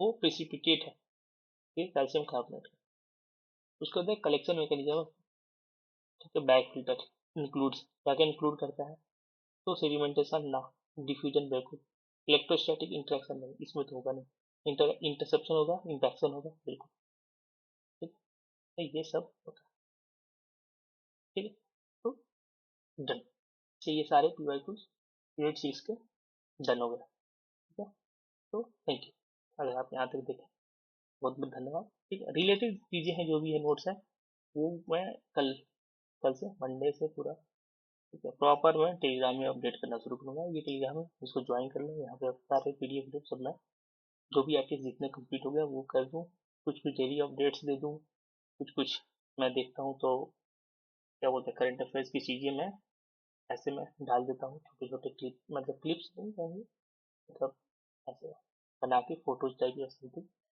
नोट्स टाइप या देखता हूँ, ठीक है, तो यहाँ तक अगर आ गया तो बहुत बहुत धन्यवाद, थैंक यू, ठीक है, फॉर्म में कुछ दिन ही रह गया, तो भर दें, ज़्यादा सही होगा, वेट ना करें कि क्या पता एक्सटेंशन हो जाए डेट का, तो नहीं, अगर लगता है कि हाँ मन है, लगता है कि नहीं हो सकता, तो कर दें, ठीक है, बाकी मैं नेक्स्ट, अब हम क्या करते हैं, नेक्स्ट नेक्स्ट वीडियो में, अब हम लोग नेक्स्ट यूनिट का डिस्कस करेंगे, ठीक है, क्योंकि यूनिट 6 हो गया, अब हम यूनिट 7 में चले जाएंगे, तो यूनिट 7 के पीआईक्यूज हम डिस्कस करेंगे, ठीक है, अरे कुछ कुछ पीआईक्यूज ऐसे ना कि ओवरलैपिंग टॉपिक्स हैं, जैसे कि लगभग लगभग सेम टू मिलता जुलता टॉपिक दूसरे यूनिट में था, इन्वायरमेंटल केमिस्ट्री में था, कुछ इन्वायरमेंटल जियोसाइंस में था, तो कुछ कुछ एमसीक्यूज वहीं पे कवर हो गए, ठीक है, ठीक है, तो इसके लिए वरी नहीं करना है, ऐसा नहीं कि कुछ छूट रहा है, कुछ छूटेगा नहीं, ठीक है sir, thank you, take good care of your health, bye.